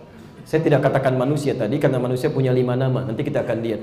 Kadang disebut bashar 35 kali, kadang disebut ins 18 kali di Quran, kadang disebut dengan insan 65 kali di Quran, kadang disebut an-nas 241 kali di Quran, kadang disebut bani Adam atau dzurriyyah Adam 7 kali dalam Al-Quran. Di sini nama khususnya terkait tema kita disebut dengan bashar. Ini nama pertama yang disebutkan saat makhluk ini diciptakan. Quran surah 15 ayat ke-28. Wa idh qala rabbuka lil malaikati inni khaliqun bashar. Nah, sekarang perhatikan, karena kita disebut bashar oleh Quran, artinya kita punya dua potensi ini, seperti yang tadi telah saya uraikan. Ada kecenderungan berbuat baik, ada kecenderungan berbuat buruk. Itulah fitnah kehidupan pertama kita. Karena antum sudah tahu sumber di diri kita ini ada potensi fitnah buruk, bagaimana cara mengatasinya? Langsung munculkan lawannya. Ini wasiat Al-Quran plus pesan Nabi SAW. Jadi kalau antum ingin bisa menekan keburukan-keburukan dalam diri kita, caranya gampang, tingkatkan takwa. Sudah, keluarkan semua kalimat takwa dalam Al-Quran. Ada 115 kali kalimat dalam Al-Quran. Keluarkan ini. Lalu antum tekuni dalam kehidupan. Keluarkan, amalkan isinya. Begitu anda amalkan isinya, maka nafsu anda akan ditekan. Sifat buruk anda akan menghilang. Muncullah sifat baik dalam kehidupan. Di caranya, kalau antum ingin membebaskan dari fitnah yang buruk yang bersumber dari nafsu, maka tidak ada cara lain kecuali meningkatkan takwa kepada Allah Subhanahu wa taala. Ya. Karena itulah Nabi seringkali mewasiatkan wasiat takwa dalam setiap kesempatan ta'lim Rasulullah SAW. Dalam setiap khutbah Jumatnya. Silakan antum lihat. Ya ayyuhalladzina amanu taqullaha haqqa tuqatih wa la tamutunna illa wa antum muslimun. Ya ayyuhan nasu taqu rabbakumul ladzi khalaqakum min nafsin wahidah. Al-ayat dan seterusnya. Semua takwa. Apa faedahnya? Yang diinginkan bukan cuma meningkat ibadah, bukan. Tujuan utamanya supaya tidak muncul keburukan-keburukan dalam diri kita. Saya berikan contoh pertama kalimat takwa di Quran. Quran surah kedua Al-Baqarah ayat 2 sampai dengan ayat yang kelima. Kelima itu sampai hasilnya. Dzalikal kitabu la raiba fi hudan lil muttaqin. Kalimat takwa pertama. Apa amalannya? Ayat 3-nya. Alladzina yu'minuna bil ghaib wa yuqimunas shalah. Perhatikan, salat itu bagian dari takwa. Jadi kalau antum benar menunaikan salatnya, maka kebaikan-kebaikan antum akan terangkat, sumber-sumber buruk akan ditekan. Makanya orang yang benar salatnya, itu yang pertama didapatkan bukan cuma kenikmatan dalam salatnya, tapi akan ada dampak dalam perilakunya. Quran surah ke-29 ayat ke-45. Antum hafal insyaallah ayatnya. Innas salata tanha 'anil fahsya'i wal munkar. Fahsya dan munkar enggak ada yang lain kecuali dari nafsu. Innas salat, sungguh, perhatikan cara menerjemahkannya. Salat yang ditunaikan dengan benar itu. Tolong fokus ya, lihat cara menerjemahkannya. Innas salat, sungguh salat yang ditunaikan dengan benar itu sesuai aturannya. Beda antara kalimat menggunakan alif lam dengan tanpa alif lam. Kalau tanpa alif lam disebut dengan nakirah, bebas ya. Kalam, pulpen, spidol, yang mana aja. Jadi kalau saya katakan al-qalam, yang ini, bukan yang lain. Ada spesifikasinya, ada aturannya. Tayyib, semua kalimat salat dalam Al-Quran yang bermakna ibadah, itu semuanya menggunakan alif lam. Silakan antum cek. Kalimat salat pertama, wa yuqimunas shalah. Kedua Al-Baqarah 43, wa aqimus shalah. 45, wasta'inu bis sabri was shalah. 153, ya ayyuhalladzina amanu ista'inu bis sabri was shalah. Semua pakai alif lam. Quran surah 17 ayat 78, aqimis sholata liduluqis syams. 29 ayat 45, innas sholat, pakai alif lam. Artinya sholat yang kita kerjakan itu enggak sembarangan. Itu yang disebutkan di awal tadi, sallu kama ra'aitumuni usolli. Dari mulai wudunya, berdirinya diatur betul oleh Nabi. Makanya Nabi itu saat nyusun saf saja itu bukan cuma berbalik melihat, rapatkan, luruskan, tidak. Tapi beliau ungkapkan dengan kalimat yang disertai dengan tindakan. Kata Nabi, aqimus sufuf, rapatkan, luruskan. Bukan cuma dikatakan, tapi dijelaskan. Wahabu bainal manaqib wal aqdam. Tolong yang lurus itu ya, kata Nabi, ketika tumitnya sejajar dengan bahunya. Jadi kalau antum ingin lurus dalam sholat, mohon maaf, itu bukan meluruskan kaki bagian depan, bukan jari bagian depan, itu keliru. Yang diluruskan dengan garis itu tumit bagian belakang. Sebab kalau tumitnya lurus dengan garis, bahunya akan sejajar. Tapi kalau yang diluruskan kaki bagian depan, jarinya, itu pasti bahunya akan bengkok. Karena ukuran kaki macam-macam. Perhatikan tuh. Ini misal kaki dua gitu kan. Yang satu ukuran 43, yang satu ukuran 40 misalnya gitu kan. Diluruskan kaki bagian depan. Ini sudah otomatis. Lihat, belakangnya pasti akan berbeda. Tapi kalau antum luruskan bagian belakang, tumitnya, itu bahunya akan sejajar. Ya. Makanya Nabi keluar, kadang-kadang rapatkan oleh beliau, pundaknya disamakan. Kalau belum ada garis, beliau keluarkan pedangnya, digaris menggunakan pedangnya. Tapi tolong sunnah ini diterjemahkan dengan cerdas ya. Belum ada garis, oh berarti pulang dulu bawa golok ya, Masya Allah digaris begini, ya nggak usah. Ya, itu artinya bikin garis supaya lurus, lihat. Dan kalimatnya menggunakan ma'nawiyah bukan lafziyah. Artinya tidak harus pakai bahasa Arab. Jadi ada kalimat lafziyah, ada ma'nawiyah. Kalau lafziyah nggak boleh diganti katanya. Kalau diganti jadi salah, maknanya jadi hilang. Adzan misal lafziyah nggak boleh diganti. Allahu Akbar, harus begitu. Keindahannya terasa, maknanya nyaman ada.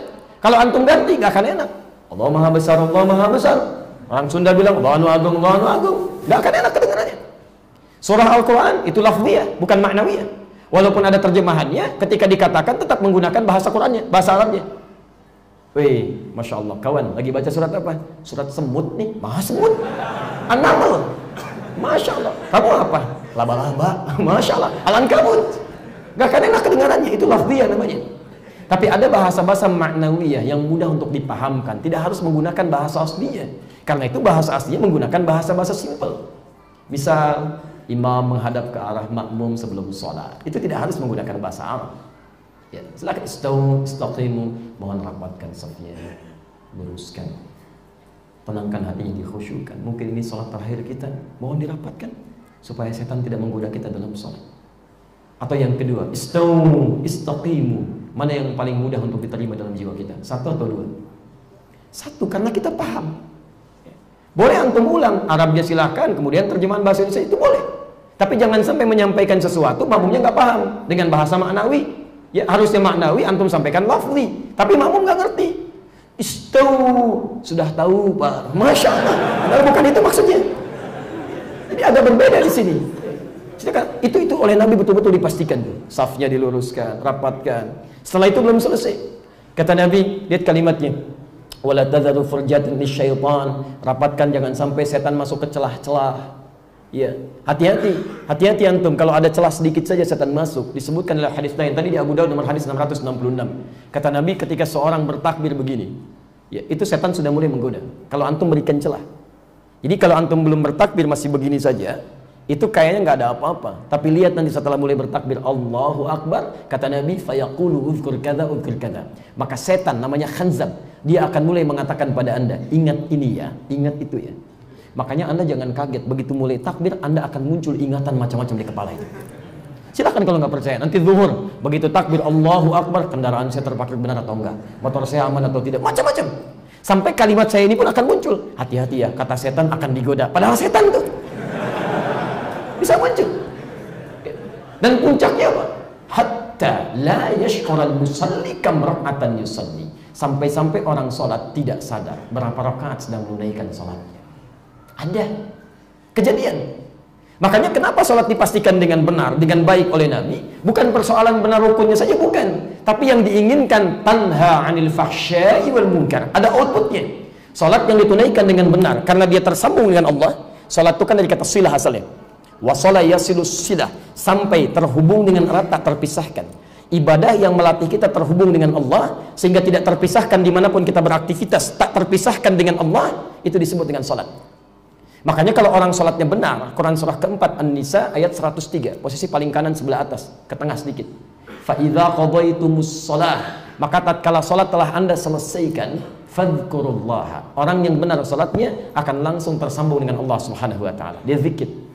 Qiyaman wa qu'udan wa 'ala junubikum. Berdirinya ingat Allah, jalannya ingat Allah, duduknya ingat Allah, berbaringnya ingat Allah. Orang yang dalam hidupnya selalu ingat Allah mustahil bisa berbuat maksiat. Dia mau minum, dia ingat Allah. Dia tidak akan sentuh minuman yang bukan haknya.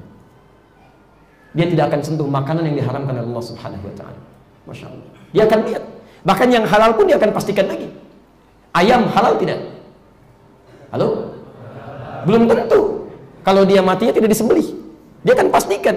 Dia akan pergi ke satu negara, dia lihat ada ayam nih, tanya dulu, ayamnya bagaimana? Disembelih atau bagaimana? Kecuali kalau ayamnya disembelih misalnya, disembelih halal tidak? Nah, belum tentu. Kalau disembelihnya tidak menyebut nama Allah. Bismillahi Allahu Akbar, itu kan? Baru kalau sekiranya antum sembelih dengan menyebut nama Allah, Bismillahi Allahu Akbar, baru hukumnya jatuh. Belum tentu halal. Kalau yang antum sembelih ayam tetangga. Fikih itu selalu melihat bagaimana ini asalnya dari mana, sumbernya dari mana. Ya, awas hati-hati, belum pasti di sini juga. Ya. Jadi kita kembalikan lagi. Kalau salatnya sudah selalu menjadikan Anda ingat dengan Allah, bahkan berbaring ingat Allah. Apa hasilnya? Tanha 'anil fahsya'i wal munkar. Ini nafsu ditekan. Fahsya itu keburukan yang muncul dari syahwat. Pornografi, porno aksi, LGBT, kata-kata yang jorok, kotor, pandangan yang tidak elok, itu fahsya. Makanya kalau orang sholatnya benar dari ujung kepala sampai ujung kaki, itu akan selalu melihat yang baik, mengerjakan yang baik. Mata nggak mungkin lihat yang salah, yang dia lihat yang baik-baik. Quran surah 24 ayat 30 untuk laki-laki, ayat 31 untuk perempuan. Wa qul lil mu'minina yaghuddu min absarihim.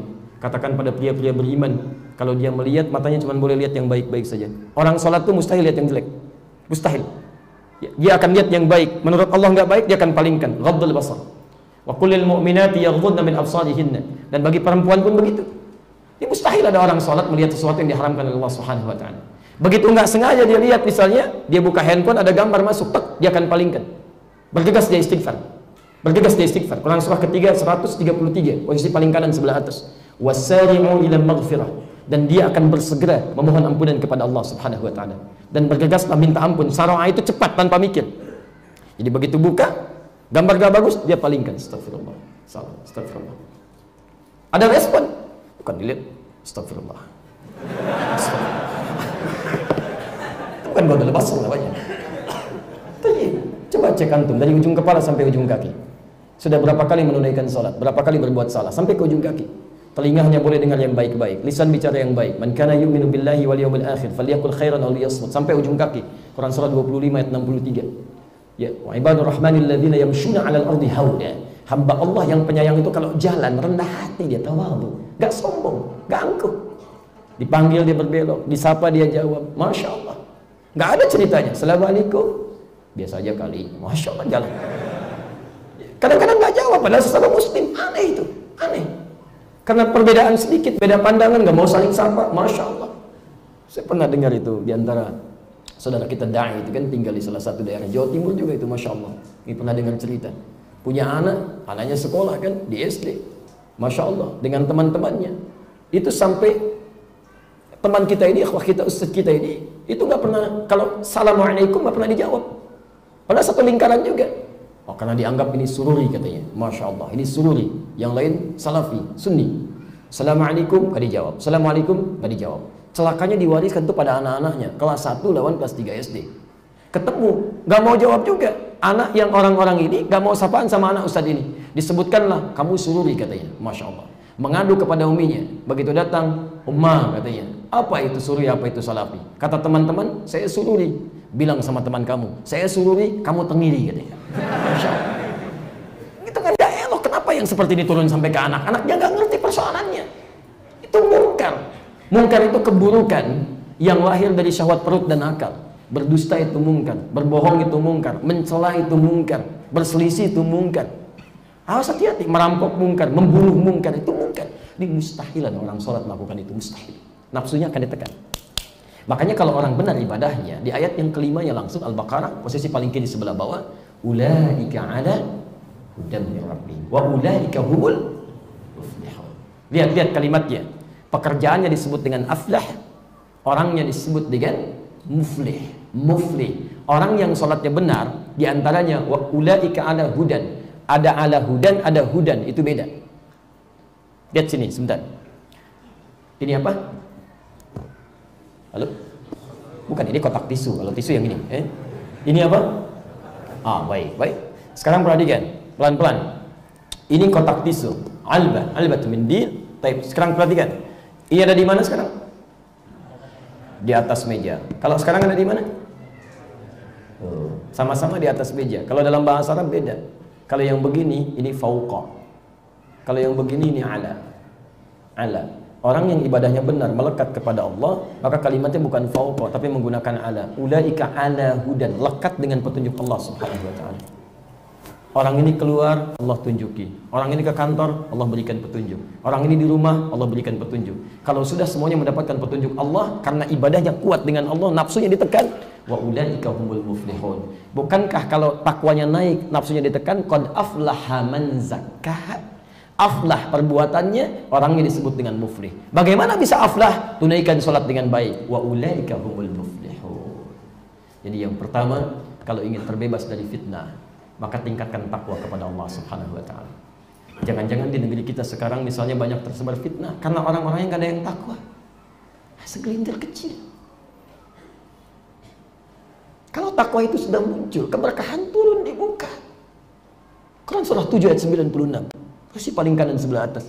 Walau anna ahlal qura amanu wattaqau la fatahna 'alaihim barakatin minas sama'i wal ardh. Kalau satu penduduk negeri itu mau beriman dan bertakwa kepada Allah, kami buka pintu keberkahan di langit dan bumi. Pintu keberkahan kami buka. Kebaikan, kenyamanan, ketenangan, macam-macam dan sebagainya. Cirinya gampang. Negeri yang berkah itu tenang, nyaman. Itu dua cirinya. Alladzi at'amahum min ju' wa amanahum min khauf. Kenyang kita, nggak sibuk dengan kelaparan, nggak kesulitan dalam ekonomi. Wa amanahum min khauf, dan tenang dari kegelisahan. Jadi kalau misalnya antum mendapatkan suasana gelisah, ini nggak tenang, nggak nyaman, macam-macam, mulai kesulitan dari makanan, macam-macam, ini naik, itu naik, sampai ada pernikahan maharnya pakai cabai keriting, masya Allah, karena harganya lebih mahal daripada emas. Wala quwwata illa billah. Saya terima nikahnya dengan 10 kilo cabai. Wala quwwata illa billah. Berarti ada sesuatu yang belum muncul. Nah, saat dimunculkan itu yang diinginkan bukan celaan, celak sini, celak situ, celak ini, celak. Bukan. Itu dimunculkan untuk menandakan takwa kita kurang. Bukankah dulu negara ini merdeka karena takwa? Ulamanya kumpul, mendekat kepada Allah, memohon kepada Allah, bersinergi satu dengan yang lainnya. Kumpul di Tanah Abang, di Krukut tahun 1905, membuat Jamiatul Khair, kumpul para ulamanya, kemudian terpecah dari situ. 1911 ada actionnya di situ. Ya, yang di Solo Kiai Haji Saman Hudi mendirikan Syarikat Dagang Islam, mengumpulkan para pengusaha untuk bersinergi, saudagar-saudagar muslim. Di Surabaya, Haji Umar Said Cokroaminoto mengumpulkan para pemikir muslim, diberikan penjelasan-penjelasan di situ, kaidah-kaidah Islamnya. Setahun kemudian di Kauman Yogyakarta, Kiai Ahmad Dahlan mendirikan Muhammadiyah, ya, aspek pendidikannya. Ketika semua bersinergi, jadilah Indonesia. Jadi Indonesia. Coba lihat pembukaan Undang-Undang Dasar 1945 itu. Saya dulu pembaca Undang-Undang Dasar waktu kecil SD itu. Masih ingat saya sampai sekarang itu. Atas berkat rahmat Allah yang Maha Kuasa. Antum mau tafsirkan apa kata Allah di situ? Gak ada. Karena negara ini dibangun dengan dasar takwa. Bahkan Insinyur Soekarno itu tadi sampai pagi saya sampaikan. Beliau kan ketika akan proklamasi sakit. Sakit. Siapa yang memberikan ikhtiar obatnya? Dengan izin Allah, seorang muslim keturunan Arab Yaman, Syekh Faraz bin Marta, datang membawakan madu Yaman. Bukan cuma madunya, rumahnya diwakafkan. Antum tahunya di sejarah proklamasi Indonesia dibacakan di Jalan Pegangsaan Timur nomor 56 jam 10 pagi 17 Agustus 1945. Rumah siapa itu? Rumah orang Islam. Syekh Farad bin Marta keturunan Yaman, yang ketika beliau kemudian hijrah ke Bogor, tinggal di Bogor, itu selalu dikunjungi oleh Syekh Soekarno. Saya masih mendapatkan salinan surat ucapan terima kasihnya, diketik rapi itu. Negara mengucapkan terima kasih. Bahasanya negara. Negara Indonesia berterima kasih. Nilai apa itu? Takwa. Jadi kalau kita tidak mendapatkan nikmat ketenangan, kenyamanan saat ini misal di sekitaran kita, tanyakan pada diri kita dulu. Jangan-jangan banyak nafsu bertebaran, takwanya kurang meningkat. Maka mulai dengan diri kita. Di rumah perbaiki, mendekat kepada Allah. Demi Allah saya katakan, kalau benar kita memohon kepada Allah, Allahu Akbar, itu keindahan akan tercipta. Cipta enak, Masya Allah. Nikmat saya kira. Jelas itu kan? Tapi takwa pribadi saja belum cukup. Karena ketika antum baik, ada satu musuh yang lain yang tidak akan membiarkan kita dalam keadaan baik. Itulah setan. Itulah setan. Maka kita coba uraikan untuk bisa mengurai tentang setan ini. Seperti apa gambarannya. Saya mohon izin dulu sebentar untuk kita coba bagi waktu sejenak. Ini akan dibuka sesi tanya jawab tidak? Oh, baik. Kita zuhurnya jam berapa? 42, seperempat. Ayo, ada lagi yang lain? Jamaah Masjid An-Nur di Kota Malang berbeda pendapat tentang waktu sholat zuhur. Ada yang mengatakan 11.42, ada yang mengatakan 11.45, sementara jamnya baru jam 9. Masya Allah. Tayyib. Ayo kita teruskan dulu sebentar ya. Baik, kita coba berhenti nanti 10 menit, 15 menit ke depan. Setelah itu baru kemudian kita buka sesi tanya jawab. Kalau tidak ada, saya nanti teruskan dengan kondisi yang harus diwaspadai. Nabi meminta kita waspada dengan beberapa hal ini. Taib, setan. Saya singkat saja ya. Kalau nanti karena saya terangkan lebih lama, waktunya nggak akan cukup. Jadi nanti Anda lihat di kajian yang lain tentang fikih setan. Nanti antum akan melihat dari mana sumbernya. Secara singkat begini. Setan itu nama sifat. Sifat dari kata syaitan, segala hal yang menjauhkan seorang hamba dari ketaatan dan rahmat Allah Subhanahu wa taala. Dari ketaatan dan rahmat Allah Subhanahu wa taala. Jadi, saat ada segala hal yang membuat kita jauh dari Allah, itu sifatnya, keadaannya disebut dengan syaitan. Kalau melekat pada bendanya disebut dengan setan. Ini terbagi dua. Setan pertama, setan yang tak nampak dalam pandangan, asalnya dari kalangan jin. Pendahulunya disebut dengan iblis. Hati-hati. Jadi iblis ini kalangan setan pertama ya. Iblis itu dari jin asalnya. Quran surah ke-18 Al-Kahf ayat ke-50. Posisi paling kanan di pertengahan, agak sedikit ke bawah. Wa idh qulna lil malaikati isjudu li adama fasajadu illa iblis kana minal jinn fa fasaqa an amri rabbih. Jin yang bermaksiat kepada Allah Subhanahu wa taala berubah namanya jadi iblis. Nah, iblis ini dia belum menggoda Adam. Belum menggoda. Baru bermaksiat kepada Allah. Kenapa dia bermaksiat kepada Allah? Diungkapkan di lisannya. Supaya saat Allah hukumi, dia nggak protes lagi. Enggak kok ya Allah, saya nggak begitu. Ya. Maka ditanyakan kemudian untuk klarifikasi. Supaya didengar oleh para malaikat, diabadikan, diketahui oleh kita. Quran surah ke-7, Al-A'raf. Dari ayat 12 sampai dengan ayat 13-nya. Qala ma mana'aka alla tasjuda idh amartuk. Kenapa kamu nggak mau sujud kepada Adam sebagai penghormatan ketika saya perintahkan? Dimaksud ayat ini, saya nggak butuh dengan sujud kamu kepada Adam. Itu nggak penting. Yang penting ini perintah saya. Kenapa kamu nggak mau taat? Sama, kita pun sholat kepada Allah. Allah nggak butuh dengan sholat kita. Semoga bumi tidak sholat kepada Allah, tidak akan menurunkan status Allah sebagai Rabb. Yang butuh kita untuk ujian ketaatan pada Allah Subhanahu wa taala. Apa jawab makhluk ini? Lihat kalimatnya. Khalaqtani min narin wa khalaqtahu min tin. Ya Allah, tidak layak yang diciptakan dari api sujud hormat kepada yang diciptakan dari tanah. Rendah daripada itu pada levelnya. Makanya disimpulkan di Al-Baqarah ayat 34, Abah nggak mau sujud, istakbar, dia sombong. Abah wastakbar, dia sombong. Perhatikan, ketika dia sombong, kesombongan ini menutup keadaan dirinya. Sifat jelek yang menutup yang baik-baik dalam bahasa Arab disebut dengan balasa. Kalau yang baik menutup yang jelek disebut dengan labisa. Makanya pakaian disebut dengan libas, karena dia menutup aurat yang terbuka. Ditutup supaya nggak nampak. Tapi balasa itu artinya menutup yang baik-baik, yang jelek nutup. Makanya menjadi masaha. Kata Al-Fayyumi dalam Al-Misbahul Munir, halaman ke-42 sampai 43. 42 posisi paling kiri sebelah bawah, 43 posisi paling kanan sebelah atas. Beliau katakan, turunan dari iblis itu walaupun a'jamiyun, diserap ke bahasa Arab dari kata balasa. Balas bimakna masaha au sakata au ya'isa. Masaha. Makanya tertutup yang baik-baiknya, terhapuskan. Hati-hati. Jadi kesombongan itu kalau nampak pada diri seorang makhluk, maka akan menghapuskan semua kebaikan-kebaikan yang pernah ia tanam. Saya mau tanya sebentar. Kalau tadi jin tadi yang jadi iblis hidupnya di mana? Sebelum turun ke bumi hidupnya di mana? Di akhirat. Baik. Kalau jin ini pernah berbuat baik sehari saja di alam akhirat, ukuran dunianya berapa? 1000 tahun. Artinya kalau dia beramal soleh sehari, itu sama dengan 1000 tahun ukuran dunia. Dia sombong, gak ada nilainya di hadapan Allah Subhanahu Wa Taala. Terhapus. Antum ada yang hidup 1000 tahun? Pernah sholat 1000 tahun? Pernah puasa 1000 tahun? Kemudian antum mau sombong, Masya Allah. Amalan antum gak sebanyak iblis dulu. Mau ikutan sombong, habis semua amalannya. Habis semuanya. Makanya Allah haramkan sifat itu. Ya, keagungan itu jubahku, kata Allah dalam hadis qudsi. Siapa yang mencoba mengenakannya tidak akan pernah mencium bau surga. La yashtamu raihatal jannah, tidak akan cium bau surga. Hilangkan. Yang jadi masalah, hati-hati teman-teman. Kalau sombong sudah menutup, jangankan keangkuhan muncul, hidayah sulit masuk. Dia tahu iblis itu pintar. Makanya dalam bahasa Yunani disebut dengan diabolis, yang jenius. Jenius. Pintar dia ngerti. Allah itu Maha Pengampun, penerima taubat. Dia mau taubat pun akan diterima oleh Allah. Buktinya saat Adam salah, Adam bertobat diterima. Quran surah kedua ayat 37, posisi paling kiri sebelah bawah. Fatalaqqa Adamu min rabbihi kalimatin. Pertanyaannya kenapa dia nggak mau tobat? Persoalan terbesarnya karena ada sifat sombong dalam dirinya. Dia katakan, ya Allah, saya akan buktikan saya lebih hebat dibandingkan dengan Adam. Izinkan saya menggoda dia, saya buktikan level saya lebih tinggi dibandingkan dengan dia. Nah, saat iblis ini menggoda Adam, maka berubah kalimatnya dari iblis jadi setan. Quran surah kedua ayat 36. Saat disebut iblis di ayat 34 belum menggoda. Saat disebut setan baru menggoda. Fa'azallahumashyaitanu anha. Maka setan mempelesetkan Adam dan Hawa istrinya dari surga itu. Kalau kepeleset jatuhnya ke atas atau ke bawah? Ke bawah. Adam ada di mana?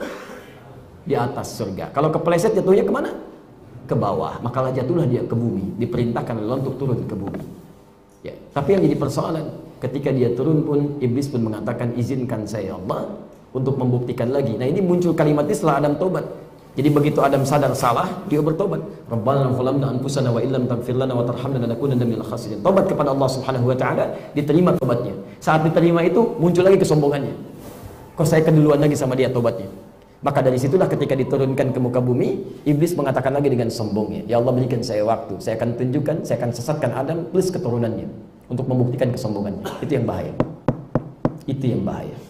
Makanya dia katakan di Quran surah ke-7 tadi, Masya Allah, sampai dengan ayat ke-26-nya, Quran surah 15 sampai dengan ayat ke-40-nya, saya akan goda dari depan, dari belakang, dari kanan, dari kiri. Saya pastikan gak ada satupun di antara mereka yang dekat denganmu kecuali sedikit kalangan bersyukur. Bahkan di Quran surah ke-4 ayat 119, posisi paling kanan sebelah bawah, dia katakan, wala udhillannahum wala umanniyannahum. Saya akan pastikan sesatkan mereka. Please, saya pastikan akan saya buat angan-angan mereka agar terjauh dari kebaikan-kebaikan. Dari sinilah antum mesti waspada fitnah selanjutnya yang akan menjadikan kita jauh dari Allah, jauh dari kebaikan, ini setan. Tapi persoalannya, setan pertama ini karena disebut iblis, iblis dari kalangan jin. Jin itu dalam bahasa Arab sesuatu yang nggak tampak, tersembunyi. Ya, segala yang tersembunyi berasal dari kalimat jin dengan nun. Jin nun tersembunyi. Jannah belum kelihatan sekarang. Surga disebut jannah karena belum kelihatan. Jinnah, janin ada dalam perut ibunda karena nggak kelihatan, nggak nampak. Oh, kalau janin kelihatan bahaya. Masya Allah, kandungan berapa? 8 bulan. Kok tahu? Lihat aja sendiri. Masya Allah, nggak bisa tampak. Ya, di dalam terlindungi. Makanya segala jin dengan nun itu terlindungi, tersembunyi, nggak tampak. Makanya jin disebut dengan jin karena dia tidak nampak ke permukaan, tersembunyi. Jadi kalau antum sedang melihat misalnya ada jin melakukan penampakan, itu jin sedang keluar dari fitrahnya, sedang punya masalah dia. Itu. Apalagi manusia yang cari-cari penampakan jin, kacau itu. Jangan antum ikuti. Tapi Ustadz dia kayaknya soleh, jubahnya juga bagus, nggak peduli. Walaupun jubahnya selebar Batman, tetap dia punya masalah. Jangan diikuti. Nah, awas hati-hati, setan karena disebut dengan jin di sini, artinya dia masuk dari aspek yang tersembunyi. Dia gerakan nafsu pada kita. Masuknya pelan-pelan. Caranya sempurna di Quran surah kedua ayat 168. Ya, wala tattabi'u khutuwatis syaitan. Dia punya rencana-rencana strategis. Bikin angan-angan, antum mau tahajud, gitu kan? Sudah berusaha keras, siap-siap bangun. Mau bangun jam 3 bikin alarm sampai 3 kali. Jam 2, jam setengah 3, jam 3 kurang seperempat. Alarm jam 2 mematikan alarm untuk jam setengah 3. Alarm setengah 3 untuk mematikan alarm jam 3 kurang seperempat. Udah jam 3 kurang seperempat bangun masih begini juga. Siap-siap bangun. Tiba-tiba yang siang hari biasa-biasa saja. Masuk kamar biasa, dapur biasa, meja makan biasa. Malam-malam bisa berubah. Dasim, setan rumah. Dasim. Laki-laki, perempuannya dasimah. Dasim. Betul, kalau pakai tamar butuh kan perempuan. Muslim laki-laki, perempuan muslim. Mukmin laki-laki, perempuan mukmin. Soim laki-laki, perempuan. Ketemu. Dasim. Tiba-tiba datang malam-malam hari. Masya Allah membuat angan-angan. Begitu pintu dibuka, ada suara. Masya Allah, di kepala Anda terbayang. Rambutnya panjang, jubahnya putih, kan? Duduk di atas meja makan. Tiba-tiba muncul aura seperti itu, padahal nggak ada sama sekali.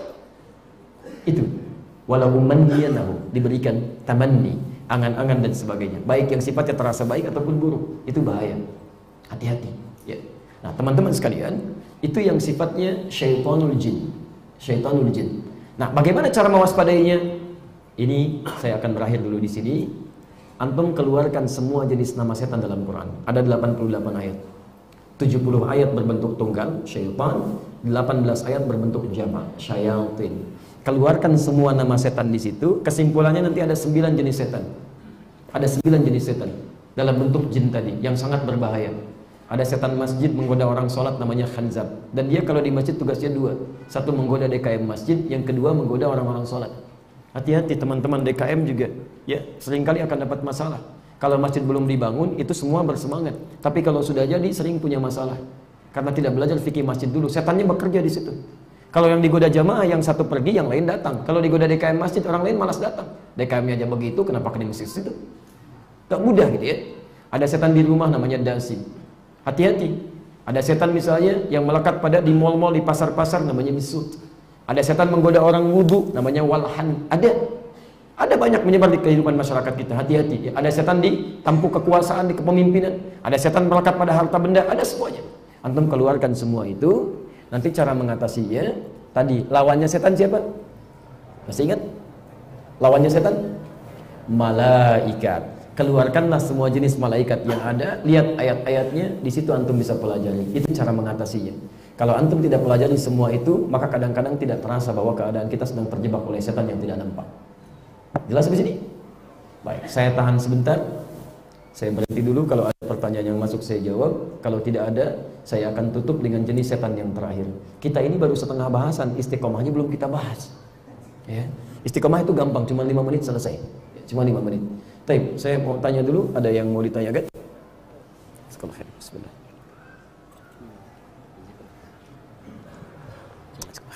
Enggak apa saya baca. Alhamdulillah.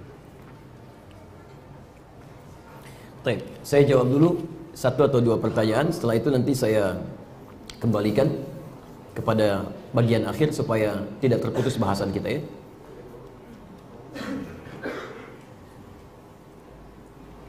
Waalaikumsalam warahmatullahi wabarakatuh. Pak Ustaz, berbicara mengenai akhir zaman, apakah ada khalifah yang akan berkuasa sebelum Al-Mahdi? Syukran. Waalaikumsalam warahmatullahi wabarakatuh. Tapi pembahasan ini sudah pernah saya sampaikan teman-teman sekalian. Sekarang banyak pembicaraan tentang akhir zaman, akhir zaman, akhir zaman. Anda harus paham betul bahwa ayat-ayat yang berbicara tentang akhir zaman, hadis-hadis bicara tentang akhir zaman. Saat Nabi diutus pun tuh zaman sudah semakin berakhir. Kiamat sudah semakin dekat. Nabi yang paling akhir siapa? Muhammad. Berarti ketika nabinya turun sudah ada di akhir zaman. Ya, sejak Nabi Muhammad SAW pun diutus oleh Allah Subhanahu Wa Taala, kita sudah berada di akhir zaman. Karena itu turun banyak ayat. Ya, misal di surah Al-Qamar ayat Quran surah 54 ayat pertama, ya, iqtarabatis sa'ah, ya, kiamat semakin dekat. Itu artinya apa? Ya, itu artinya masa-masa di akhir setelah Rasulullah SAW, waktu kita tidak banyak. Tapi ukuran Allah kan dengan ukuran kita berbeda. Makanya ketika ada orang-orang bertanya tentang kiamat, langsung oleh Al-Quran dan hadis-hadis Nabi SAW dibalikan kembali untuk mempersiapkan diri, tidak sibuk memikirkan tentang situasi akhir zaman. Saya beri contoh begini, misal Quran surah ke 31 ayat 34. Inna Allah 'indahu 'ilmus sa'ah wa yunazzilul ghaith wa ya'lamu ma fil arham wa ma tadri nafsun madza taksibu ghadan wa ma tadri nafsun bi ayyi ardin tamut. Innallaha 'indahu 'ilmus sa'ah. Dan hanya Allah Subhanahu wa taala yang memiliki 5 hak prerogatif yang tidak dimiliki oleh makhluk lain dan tidak akan diinfokan pada siapapun kecuali tepat pada waktunya. Yang pertama kali ilmus sa'ah, pengetahuan tentang kiamat, akhir zaman, berakhirnya zaman. Tayyib, kalimatnya menggunakan sa'ah, padahal dalam Quran kalimat kiamat banyak. Ada yaumuddin, Ar-Rahman Ar-Rahim Maliki Yaumiddin, ada Al-Qiyamah, surah ke-75, ada Yaumul Akhir. Kenapa menggunakan sa'ah? Sa'ah itu menunjukkan bentuk waktu. Waktu, sekarang disebut jam. Ada menitnya, ada detiknya. Artinya apa? Yang tahu terjadi kapan kiamat sampai dengan menitnya, sampai dengan detiknya itu hanya Allah Subhanahu wa taala. Makanya ketika ditanyakan tentang waktunya, Quran balik bertanya kepada kita, termasuk hadis Nabi, apa persiapannya? Apa persiapannya? Ada seorang Arab bertanya pada Rasulullah SAW, bertanya mata sa'ah. Masya Allah. Maka dibalikan oleh Nabi, apa yang sudah kamu siapkan untuk sa'ah itu? La'ala sa'ada takunu qariba. Jangan-jangan saat kiamat semakin dekat, kamu sudah menyiapkan apa? Karena itu kalau saya sarankan, antum jangan menyibukkan diri untuk memikirkan banyak hal terjadi begini, begitu dan sebagainya. Lebih baik persiapkan diri menjadi semakin takwa. Lebih baik dalam pandangan Allah Subhanahu wa taala. Sehingga ketika terjadi apapun, dalam kesempatan apapun, antum dalam keadaan baik. Makanya kata para ulama, kalau antum ingin selalu baik dalam kehidupan, bayangkan ketika berbuat salah seketika akan wafat antum. Karena kiamat terkecil itu adalah meninggalnya kita. Ada ajakan untuk mencuri, korupsi, bayangkan saat saya mengambil, saya wafat. Karena itu ketika malaikat turun bertanya pada Nabi di hadis riwayat Muslim nomor hadis ke-8, bertanya mata sa'ah, kata Nabi mal mas'ulu anha bi'alam minas sa'il. Yang ditanya tidak lebih tahu daripada yang bertanya. Ditanyakanlah kemudian an amaratnya, apa tanda-tandanya. Nah, tanda-tanda ini mungkin yang dimaksudkan oleh penanya berikut ini. Ada tanda kecil, ada tanda sampai yang paling besar. Yang ditanyakan sampai yang terakhir tentang Al-Mahdi, fasenya kan dibagi 5. Yang terakhir itu kembali kepada tuntunan Rasulullah SAW. Munculnya orang-orang baik, mulai mempraktekkan kehidupan-kehidupan sesuai dengan fungsi yang telah ditetapkan oleh Allah. Fungsi yang telah ditetapkan adalah khalifah. Quran surah kedua ayat ke-30, posisi paling kiri sebelah atas. Inni ja'ilun fil ardi khalifah. Maka boleh muncullah kemudian fungsi-fungsi khalifah di muka bumi. Apa fungsinya? Antum mesti tahu dulu apa itu khalifah. Dari kata khilafah punya beberapa arti. Arti normalnya saling menggantikan. Tapi arti esensinya, khalifah itu sesuatu yang menghadirkan kebaikan-kebaikan. Dari kata al-umru ma'mur, sesuatu yang bermanfaat. Makanya usia antum disebut dengan umur, batasnya disebut dengan ajal. Kenapa disebut dengan umur? Supaya mengesankan kalau masih punya waktu untuk usia, maka isi usia itu dengan segala hal yang bermanfaat. Al-umur itu segala hal yang melahirkan manfaat. Ya, mumpung masih punya umur. Jadi kalau ditanya berapa umur Anda, itu isyarat dari Allah, berapa dari sekian usia Anda sekarang yang sudah bermanfaat. Lisan Anda, pandangan Anda, mata Anda dan sebagainya. Nanti ketika zaman mulai, mohon maaf, banyak kerusakan-kerusakan. Pertama masa nubuwah, kemudian khilafah, ya masih baik terjaga. Setelah itu mulai kemudian raja-raja. Ya, setelah itu muncul banyak bertebaran keburukan-keburukan, baru kemudian kembali kepada kebaikan-kebaikan. Fungsi khilafah kembali. Yang dimaksud khilafah barangkali belum tentu dalam secara pemaknaan politik. Muncul lagi kemudian satu pimpinan yang lainnya misalnya mengikuti, belum tentu seperti itu. Yang dimaksudkan bisa jadi maknanya umum. Semua orang ingin berusaha untuk kembali pada ajaran Al-Quran dan Sunnah Rasulullah SAW. Dia pengen belajar dengan benar. Yang dulu makmur diartikan rame. Kalau pengajian rame itu senang. Kalau cuma rame jangankan di masjid, di pasar rame, di alun-alun barusan rame. Bukan rame, makmur itu bermanfaat. Dewan kemakmuran masjid. Innama ya'muru masajidallah. Quran surah 9 ayat ke-18. Yang dimaksud banyak manfaat yang dilakukan. Kalau sudah seperti itu, maka sesuai yang ditanyakan seperti ini. Ya, maka sudah kembali kepada kebaikan. Nanti orang-orang baik ini diwafatkan, tinggal tersisa orang-orang yang jelek di masa akhir. Saat jelek ini muncullah, kemudian mulai muncul tanda-tanda yang lainnya. Ada duhan, ada puncaknya Dajjal dan sebagainya. Kalau sudah seperti itu, maka puncak terakhirnya adalah turunnya Al-Mahdi. Ya, itu dalam kajian nanti yang lebih jauh lagi. Tapi intinya, apa yang sudah kita siapkan untuk menuju pada kebaikan-kebaikan, menuju pada Allah Subhanahu wa Ta'ala. Sekalian, karena ini ada pertanyaan yang sangat penting, sekalian. Untuk menuju ke masa ini, kita akan dihadapkan pada ujian. Munculnya setan-setan yang dahsyat dari kalangan manusia. Bahkan disebut oleh Nabi dengan Dajjal, Dajjalun. Di hadis riwayat Muslim, jilid yang pertama, halaman 111, bab yang keempat, hadis nomor 6, posisi paling kiri sebelah atas. dari Abu Hurairah radhiyallahu taala anhu. Lihat kalimatnya. Sudah. Nabi Hurairah radhiyallahu taala anhu qala, hadis riwayat dari sahabat Abu Hurairah semoga Allah ridai kepada beliau. Qala Rasulullah sallallahu alaihi wasallam, Rasulullah sallallahu alaihi wasallam sekali pernah bersabda, sayakunu fi akhir ummati, riwayat lain sayakunu fi akhir zaman dajjaluna kadzdzabun. Akan muncul di akhir-akhir masa umatku para dajjal-dajjal penipu. Tapi nipunya bukan urusan dunia. Karena dalam urusan dunia di masa Nabi sudah banyak yang nipu timbangan, makanya turun ayat wailul lil mutaffifin. Yang nipu dengan lisan wailul lil mukadzibin. Ini bukan. Yuhadditsunakum bima lam tasma'uhu wa la yasma'unahu aba'ukum. Dia akan banyak bicara tentang agama kalian yang membuat kalian heran. Bahkan membuat orang tua kalian dulu pun akan merasa heran bila mendengar kalimat yang sama. Jadi banyak orang yang akan bicara tentang agama yang membuat kita terheran-heran. Kok bisa ada perkataan begitu? Gak jelas sumbernya. Dan disebut dengan kalimat Dajjal.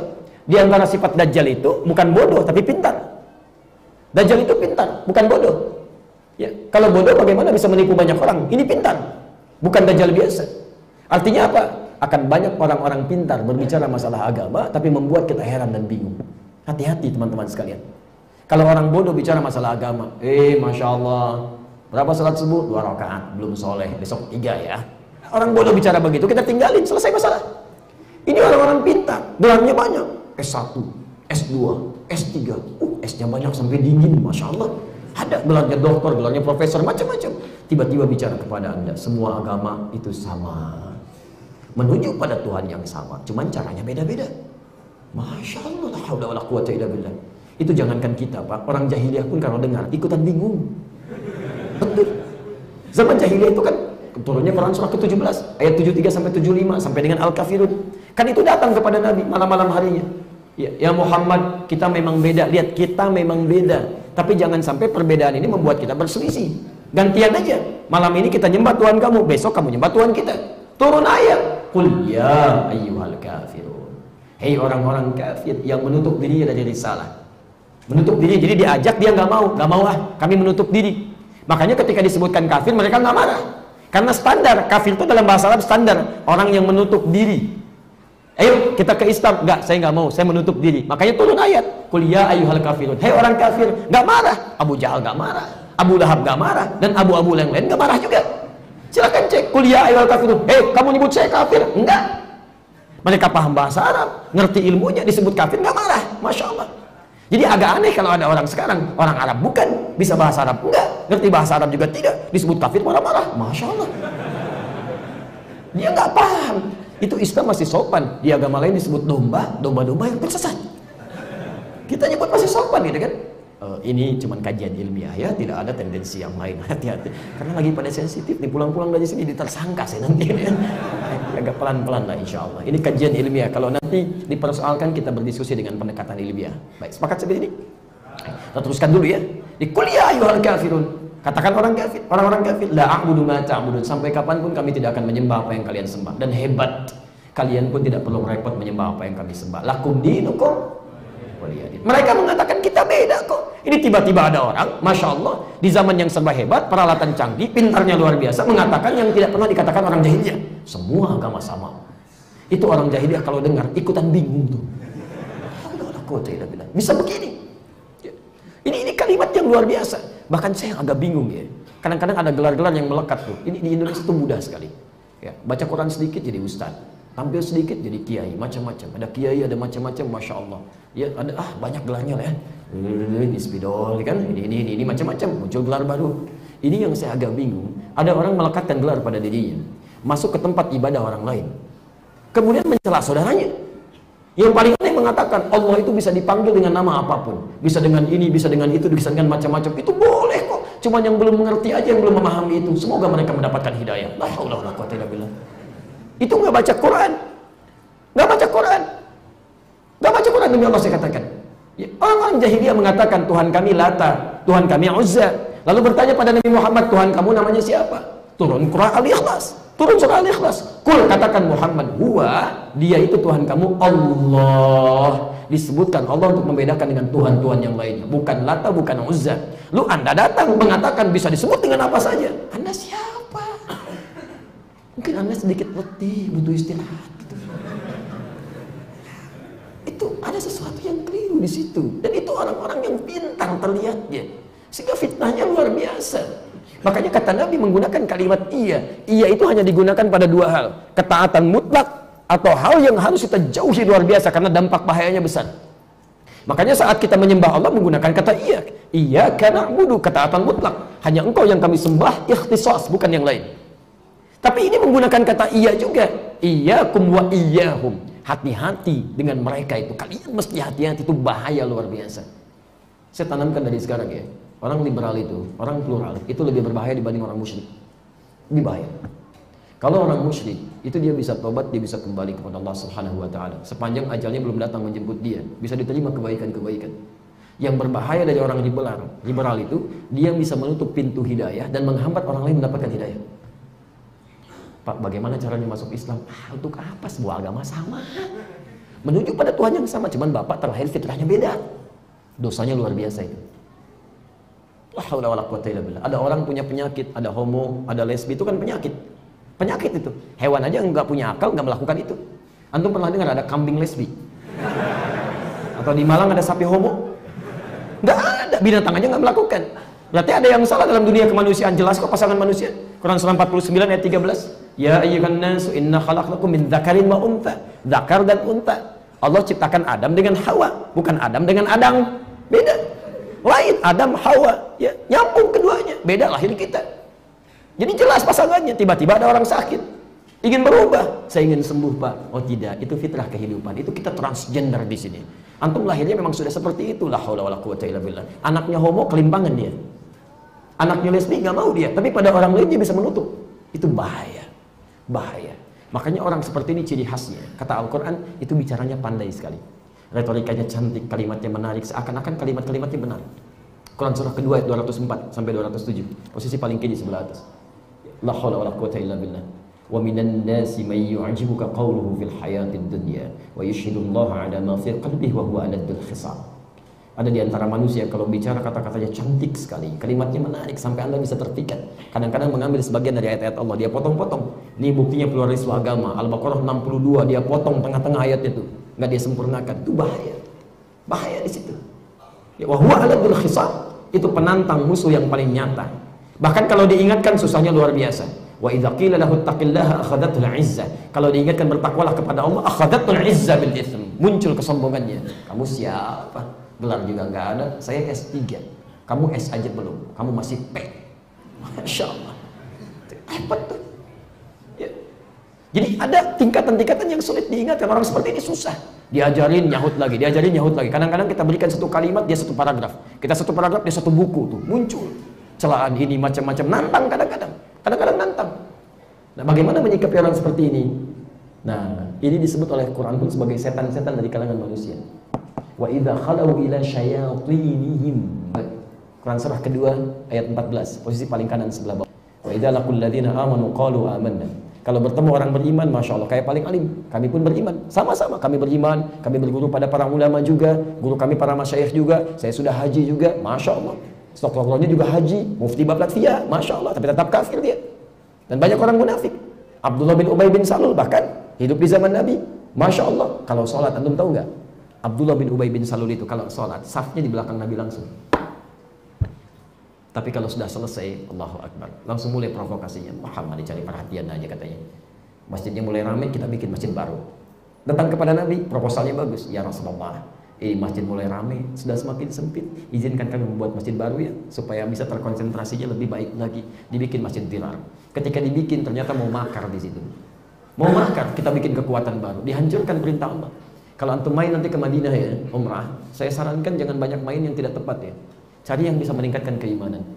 Itu di samping Masjid Dirar, di luar itu ada orang jualan arang sampai hari ini. Ini disampaikan oleh kerabat kami itu, ketika ditanya dari mana arangnya, ternyata ditunjukkan ke bekas masjid yang dibakar itu. Dari situ ngambilnya. Jadi dampak munafik itu melintas zaman, bahayanya luar biasa. Tapi Nabi bagaimana menyikapinya? Beliau sikapi dengan tenang. Nanti kita turunkan ayatnya bagian terakhir saat kita tutup.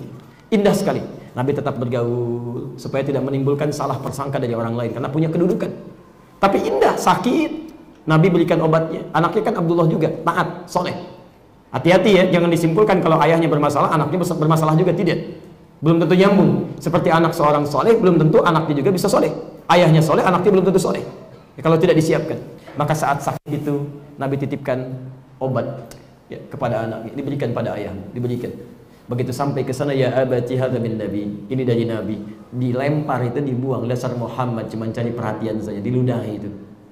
Tapi saat sakaratnya, Nabi menengok kemudian dengan sahabat-sahabat Abu Bakar, ada Umar, masya Allah. Di akhir hidupnya, la haula wala quwata illa billah, sifatnya masih muncul juga.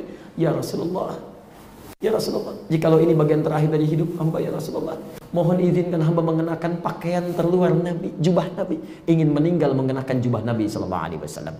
Jadi ini menandakan pada sahabat yang lain, nih saya nih orang hebat, teman Nabi, meninggal aja pakai jubah Nabi, kalian belum tentu pakai. Itu Umar saking gregetannya sampai mau menarik pedang, ya Rasulullah izinkan saya pisahkan kepala dari badannya. Saking gregetan. Kata Nabi, la faqat jubah, nggak cuma jubah aja. Ini menandakan bahwa pada Nabi itu jangan mengkultuskan yang melekat pada Nabi, tidak. Tabaruk gak ada masalah pada yang dibenarkan, tapi pengkultusan tidak. Nabi sendiri mengatakan tidak cuma jubah, gak ada yang istimewa. Maka dia meninggal mengenakan jubah Nabi tapi tetap munafik. Itulah Abdullah bin Ubay bin Salul. Hidupnya begitu menyusahkan, meninggalnya begitu kolokan, dan tetap munafik. Makanya kalau ada orang-orang seperti ini, apa sikap kita? Saya tutup Quran surah keempat ayat 140, posisi paling kiri sebelah bawah. Lihat kalimatnya. Wa qad nazzala 'alaikum fil kitab. Ini menyikapi setan-setan manusia ya, dalam tanda petik ya. Awas. Awas, hati-hati, ini bahasa kiasan dari Quran. Jangan antum lihat orang punya sifat segini langsung misalnya antum katakan, awas ada setan. Bukan. Awas, ini kalimat-kalimat majazi, kiasan ya. Lihat. Wa qad nazzala 'alaikum fil kitab. Telah tetap ketentuan dalam Al-Qur'an, kitab.